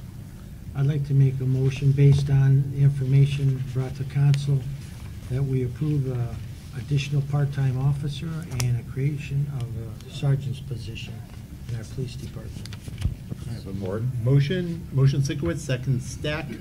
Further discussion? I think it's good for all the reasons I recommended it when I was on admin. So, hearing no further discussion, roll call vote. Yes. Yes. Yes. Yes. Yes. Yes. Yes. All right, motion carries. Brings us to recommendations from negotiating. Motion to recommend council approve the amendment to the collective bargaining agreement between the village and the Michigan FOP Labor Council. Letter of understanding for the hiring of a part-time officer and creation of a sergeant position. Do I hear that motion?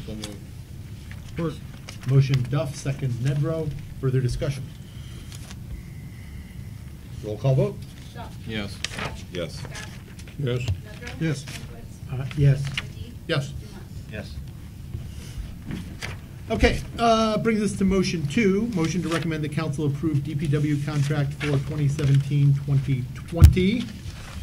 The conditions of that are, catch up with that. 3% wage increases for each year of the agreement, and an increase from $3,000 to $4,000 for retiree insurance, but otherwise essentially the same contract we've had in place. So, do I hear a motion? Support. Motion Duff, second Nedrow, to approve the contract as recommended by negotiation. Any further discussion? Roll call vote. Stack. Yes. Yes. Yes. Yes. Yes. Yes. Yes. Thank you, council. Motion passes. Recommendations from Park and Rec. I think these are going to be pretty straightforward. Releasing of funds for already things we already knew. Let me see if I can get us to a single motion on these 3 releases of funds. Can I have a motion to release the budgeted funds for Tuesday in the Park, the Village Festival, and $750 from the bus trip budget for banners? So moved. Motion Dumont, second Scott. Dave, you're getting quick now. Yeah. It's getting late. To release funds for all those. Further discussion. Roll call vote. Scott. Yes. Nedrow. Yes. Sinkwitz. Yes. McGee. Yes. Yes. Yes. Staff. Yes. All right, recommendations from planning. Item L, we already did second call to the public. Motion to recommend council rezone Rosalon, parcel ID 1722-303003 from office to single-family residential. Do I hear that motion? So moved. Motion Nedrow, second Duff that time. Mr. Nedrow, you're on planning. Anything you want to say here? No, just for the fact that this is along Glengarry, the map was given out on the table here. There's only one parcel that is general for commercial. I think it's commercial or general office, just east of that, and that originally there was a rezoning or a ZBA case where a bigger building was going to be put up there, and ZBA denied it. A bunch of neighbors came to the planning meeting, which was unheard of, in support of the rezoning, and it just made sense for us to do that. So that's what we're looking at. All right, so I think I already have motion and second on the floor. Further discussion? Seeing none, roll call vote. Nedrow. Yes. Sinkwitz. Yes. McGee. Yes. Demott. Yes. Duff. Yes. Staff. Yes. Johnson. Yes. Motion carries. All right, brings us to Beechcrest. Finally, Redwood. Okay, we have a motion to recommend to council to approve lot split 1701 Beechcrest 1 LLC, Phase 2, motion to ZBA and cross, et cetera, et cetera, cross-access agreement conditions as listed in the Carlisle-Wortman review letter. Do I hear that motion? Motion Nedrow, second Duff. Further discussion, let me ask Mr. Nedrow to introduce, and then, I'm sorry, what was your name again? I'm Kelly McIver with Redwood, and with all due respect, if anyone wants me to order a pizza, do so. There have been more than enough allegations on right. message boards in the last month. Let us not have any pizza from anybody. Brian, you want to introduce this to everybody? Yeah, I guess this is more of a formality. Beechcrest has built out phase 1 of the project over there. They're looking at starting phase 2, and because of the delineation between the two parcels, even though they're going to maintain ownership of both of them, there was a setback requirement that had to be that was not within the ordinance limits. So ZBA approved the setback requirements, and so therefore we, as planning, had to go back and revisit the site plan, and so we're recommending to approve that variance. And also there was a I think a deed restriction or something. A cross-access agreement, yeah, just for as a formality, and Beechcrest was going to go forward with that with no issues. So essentially, it's a technicality. It lets them develop it in the order that they need to. Maintains the same access, maintains the same plan. Everything remains the same. Correct. Other than just a matter of a setback issue between parcel 1 and parcel 2, phase 1 and phase 2. So. All right. And they are, by the way, they're 100% occupied on phase 1. With the wait list on phase 2, we're Yeah. really excited to start. Very So- good. Yes.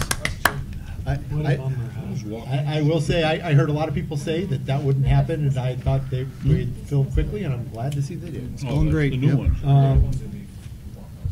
All right, so that's what we've got. I believe we have motion and second on the floor already. Further discussion. Or is that just a picture of, oh, okay. It's kind of a general. I was just asking if they were walkouts because of the elevation of the ravine back there. They are. They are. Yep. Okay. Those would be the second phase. The second phase, yeah, the one you're excited to start. Yes, they're basement units all along the wetlands area. And I believe that's the only ones in your whole you could do. any of your portfolios. Yeah, I don't think anything in Michigan Right. has a walkout. No, our new community in Ypsilanti Township is going to have basements, but this will be the first ones built. Yeah. Mm-hmm. All right. Cool. All right. Sell for good money and you turn them to condos. Any further discussion? Any further questions? Good for you. Made you wait an awful long time. It's always a pleasure to witness democracy. You've With or witnessed it without tonight. lights. When was that? Tonight? She's witnessed it all tonight. Got a 2-hour drive back to Ohio now. Was that right? Believe me, I know, and I was trying to figure a way to move her further forward in the agenda, and it just, it was not gonna happen tonight. All right, let's get a roll call vote. Yes. Yes. Yes. Yes. Yes. Yes. Yes. All right, motion carries. Thank you. Thanks. Thank you for waiting. Thanks for the Thank you. wait. Thank you. Safe Drive trip. careful. Thank you. I will. Stop and get coffee with your pizza. Yeah. That Ohio Turnpike can be sneaky. Yeah. All right, Stopped at the gate. on to page 3. Asked you where you wanted. Recommendations from Chief Ellsworth, request to attend 4th Annual CJIC Crime and IT Security Conference. That's the Criminal Justice Information Center Crime and IT Security Conference. It deals a lot with things I'm just learning about, which is called the black web, or the back, it's kind of like, Dark it's the web. yeah, it's the dark web. It's the back doors to all the nefarious things that go on, and unfortunately, our fraud has increased tremendously. I just read something tonight that the IRS actually sees $1.6 million, or 6 million tax returns from the dark web. So they seized them, somebody was selling them. So, and they're selling them for $35 for 1,000. So there's money to be made, but Such a deal. but this is a good conference. I went last year for the first time, and I was very excited about it, and looking forward to it. So I'll make a motion that we send our police chief to the CJIC Crime and IT Security Conference, September 7th and 8th, not to exceed $200. Okay, thank you. I heard that at 6 and 7. 6 and 7. I'm sorry. All right, so we have a motion. Did I hear a Support. second? Second stacked. Further discussion? Roll call vote? McGee? Yes. Dumont? Yes. Duff? Yes. Staff? Yes. Scott? Yes. Yes. Yes. All right. Request to renew Smart App subscription through All Traffic Solutions for speed sign. this is our traffic sign that hooks up actually remotely with this subscription through my computer, and now through the cloud, so we're able to download all this information and gather up a lot of different information through that. And I think I've submitted a couple of different newer reports that are available to me, and more will be coming, especially recently about Penny Lake in that area. It really helps me decide where and when to direct my patrols, and this really does help, and it gives us really good reports. So, Do I hear a motion? Support. Motion Duff, second stack to renew the Smart App subscription, $1,500 from budgeted funds. Further discussion. I will say that I think that traffic sign has been one of the more cost-effective tools we've purchased in the community in terms of monitoring speed, monitoring traffic, finding out what's really going on out there, and being able to effectively address it. Any further discussion? Roll call vote? Dumont? Yes. Duff? Yes. Staff? Yes. Scott? Yes. Yes. Yes. Yes. All right. Request to adjust Marine Patrol Officer hourly rate of pay. this is, I think, something we addressed in administrative committee, and I'm not sure if it got mentioned in the negotiating committee or not. We did go to negotiating too. Yeah, and the Marine Patrol officers rate, we started them really low. And we were able to do that because we had an abundance of officers that were willing to be able to come to work for us. Unfortunately, that has kind of dwindled. And we need to be competitive. Did some research. 20 years ago, everybody, I think most of you remember Officer Rick John that worked on the lake, was paid nearly that 20 years ago. So the $22 an hour was back to the original what we were paying, I think, a few years ago before we had the layoffs. And I think it's only right to get that back up there and hopefully get some additional decent applications for Marine Patrol. All right. Do I hear a motion? So moved. Second. Motion Dumont, second Duff. Further discussion I would just say that, it's certainly a different hiring, police hiring, and general DPW, other government things than it was even a few years ago. The economy over the last 4 or 5 years really improved. And, we're seeing that as we try to hire people, and especially for these part-time positions. So I think it's a good request, and it'll give us a better pool. Further discussion? Roll call vote? Yes. Yes. Yes. Yes. Yes. Yes. Yes.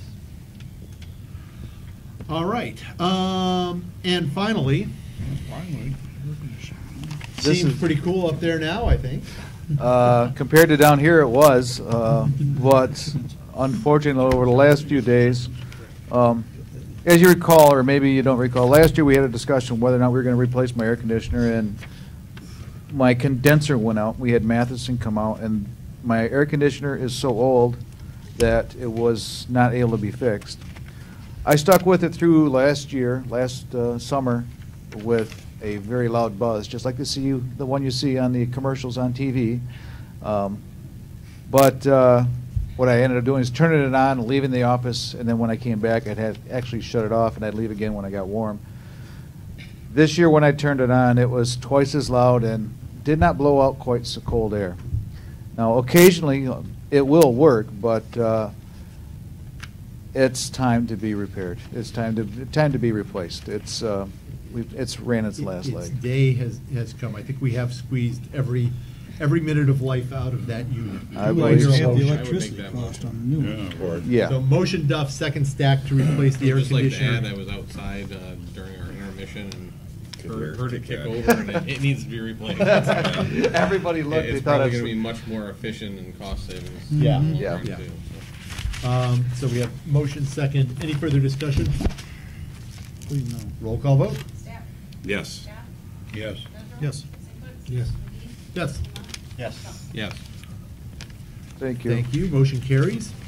Okay, so it brings us to the big item tonight, egg-laying chickens. So I got a letter from a resident, as you saw, who wanted to know about whether or not you could keep chickens. And this issue has come up a few times.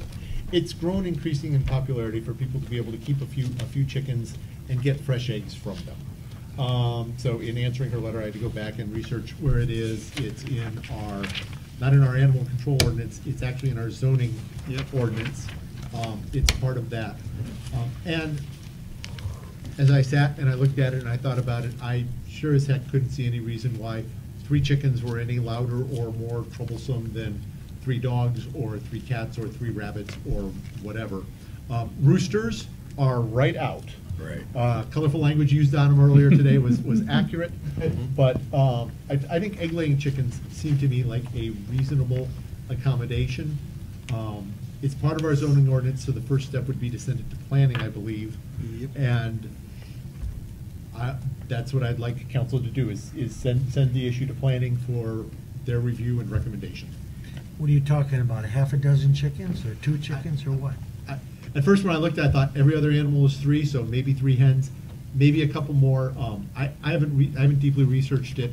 I know we've had a couple people coming recently in the last 3 years or so, and one wanted 15, one wanted 18, or a dozen.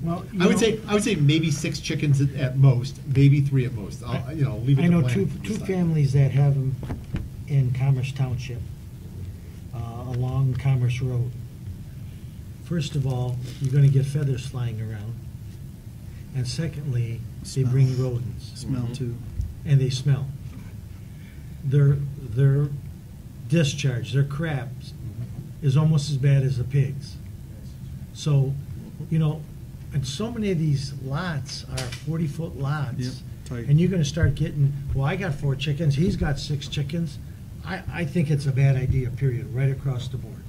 Because all these people that had chickens that keep them, they said, oh, they got, a rat will climb up anything. And the food that drops out, their waste brings rodents, guaranteed. There's been a couple people, residents down the street here in Laguna that had to have them removed.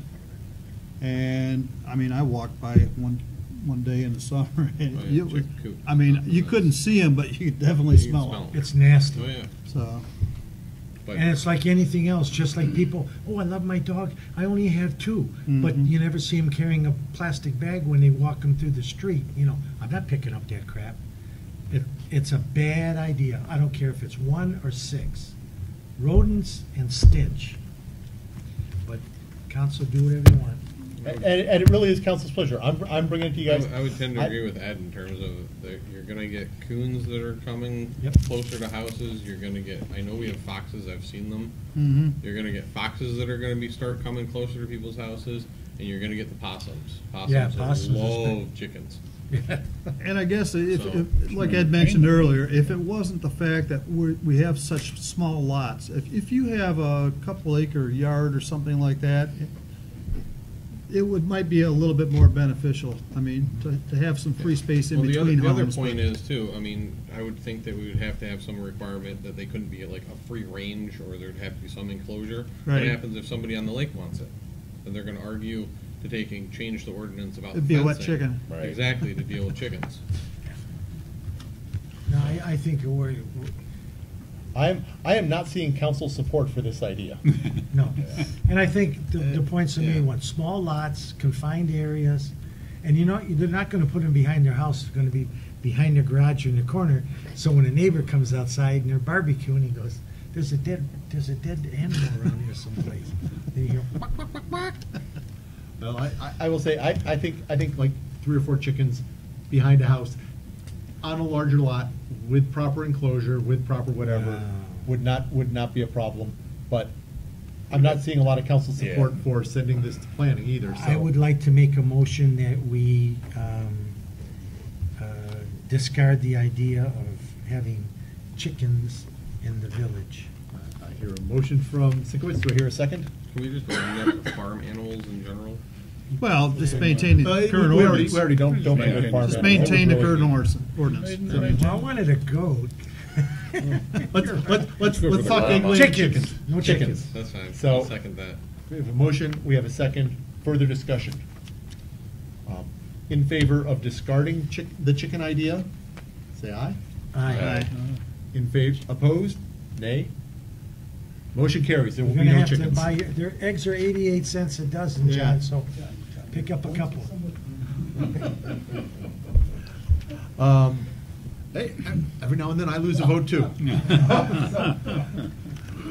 All right, motion carries, we will not pursue chickens. Okay, item N2, Powell. Mr. Powell. Thank you, council, and I'm sorry it's so late. For those of you that care. So are we. Ken and I were out till 10:30 last night at a meeting as well. Which meeting was that, Mr. Powell? Oh, we'll leave that nameless. Ah, okay. I'll bet ours is more exciting. Oh, definitely more exciting. The only reason that I requested this be added to tonight's agenda is because we are going to be starting repaving some roadways in the village, and we have the lowest unit prices for asphalt that we've seen in the last couple of years, and certainly we have an agreement with the current contractor who has agreed to extend the contract into whatever paving the village would like to do this month or this year.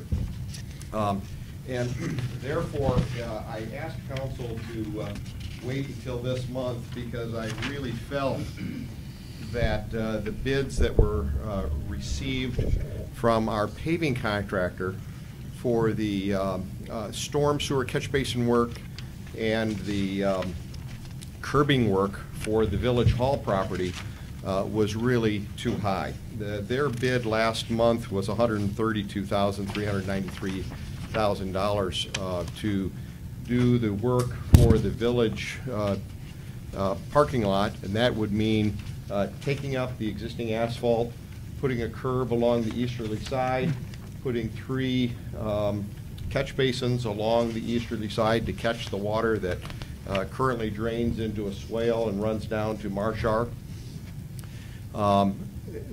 Because you gave me that additional month, I went out and received additional bids for the curbing and for the storm sewer work, and I was able to take about $15,000 out of that bid for Fantastic. those individual prices. Good job.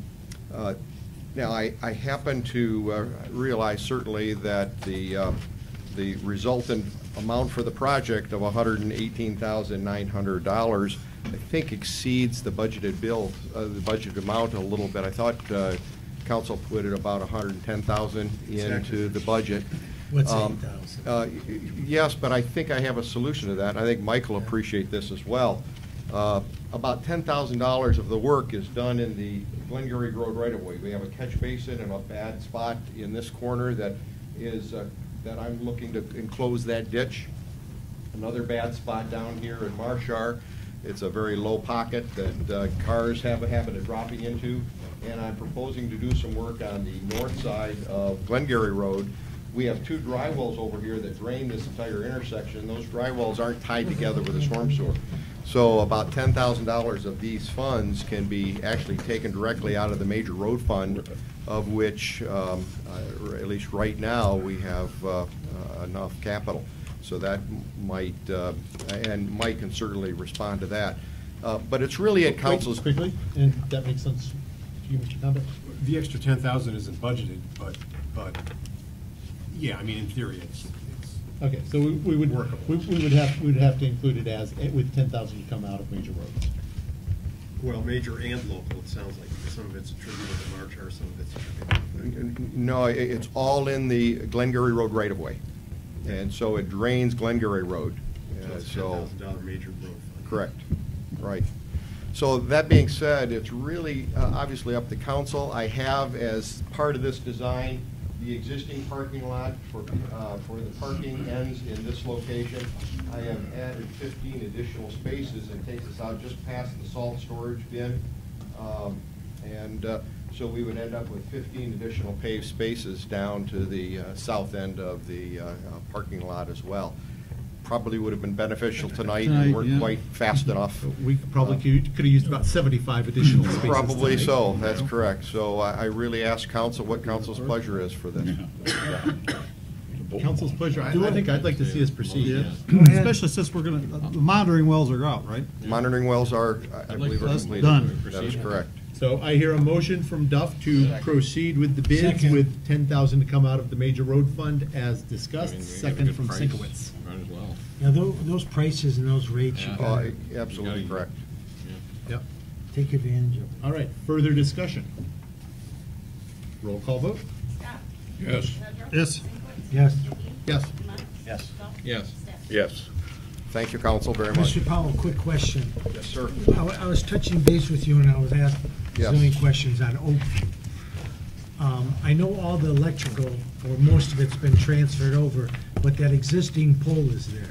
Correct. And you were telling me, did you think that Monday they were supposed to start on that? Well, they're going to actually start ripping the pavement up on Monday on Oakview and doing the drainage improvements. They're looking to pave Oakview on Thursday or Friday of next week. In the meantime, I've got to push, it's the cable and the bell that still has their wires up on the old pole.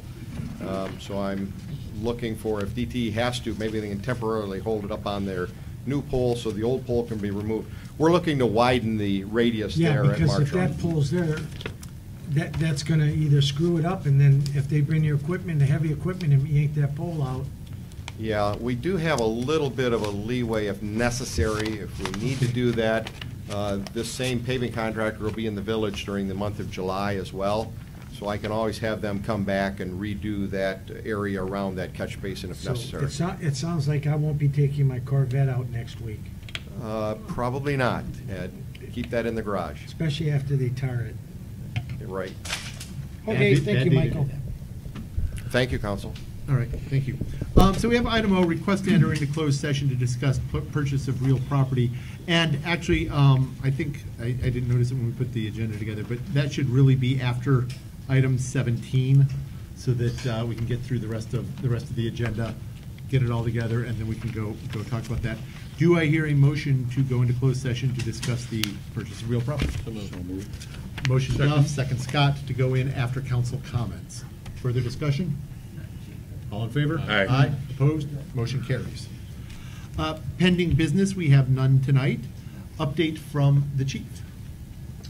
Well, Tiki Night's coming up, and it's coming up fast. I have my Chiefs Conference I'll be leaving next Friday for, and upon my return, we'll be headstrong right into playing the Tiki. I don't know if you guys received I did a special order for planning of what we have so far. Kind of gives us It kind of gives us an outline of what we're doing and when we're doing it. I don't know if you received that, and if you did, you had a chance to look at it. It's a special order that we do every year.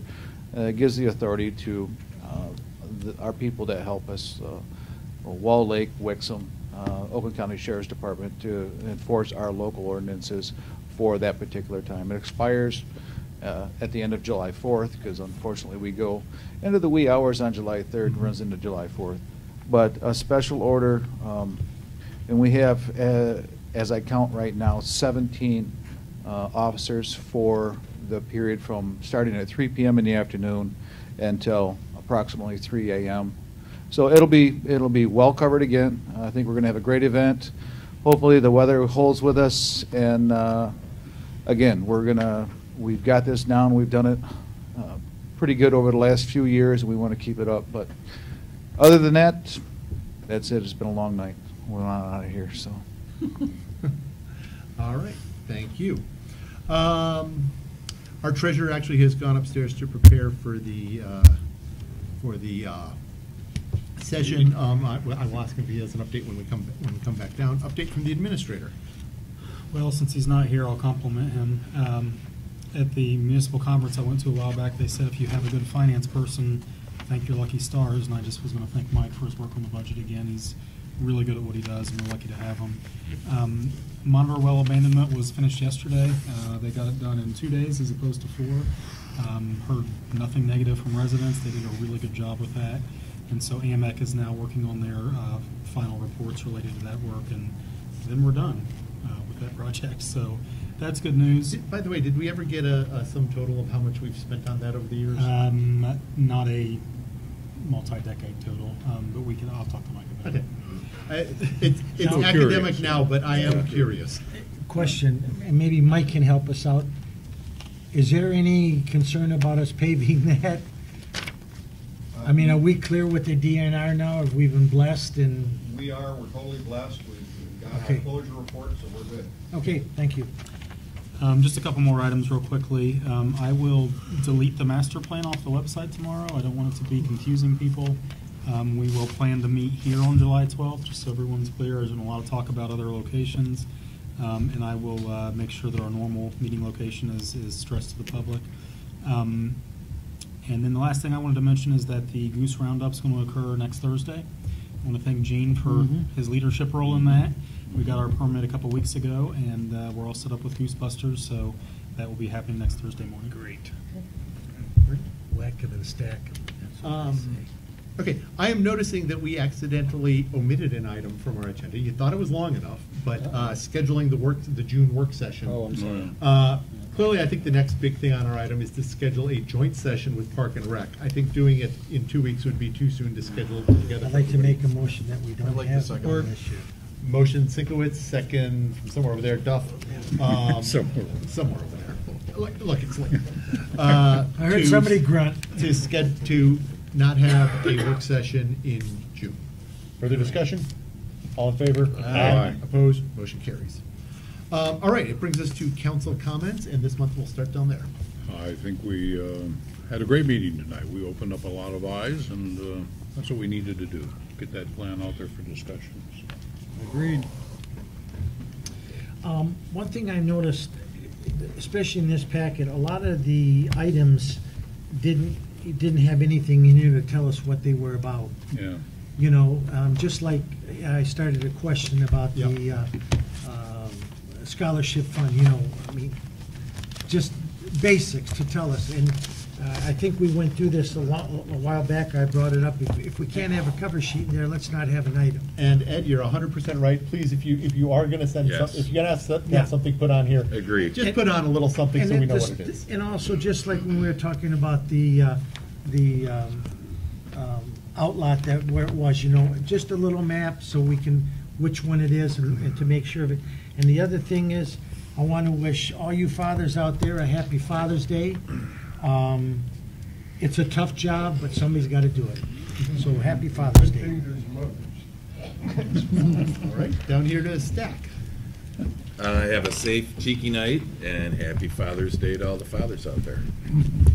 Ditto. Want to talk about parks for a little bit? Yeah, let's have a little park discussion. I hope I find my son. I look forward to a joint meeting. I think that's going to be very nice, beneficial, Yep. and productive. All right, and yeah, there's a lot of cynicism about government these days, and I look at Washington and I look at Lansing, and I understand why. And I can't fix Washington, and I can't fix Lansing. So, what we can do here in the village is do our best, to make our best effort to listen to people and to try to get it right. And so, I just want to say again, thank you to everybody who took time out of their day to come down here and let us know that we've gotten it wrong. And what I enjoy about this council, one thing I have very much liked about serving as your president is this has been that we've had changing members. It's always been a council that's willing to listen to people and make sure we make our best effort to get it right. So, thank you. With that, we are adjourned to closed session. Hopefully we get a lot more people on email address now.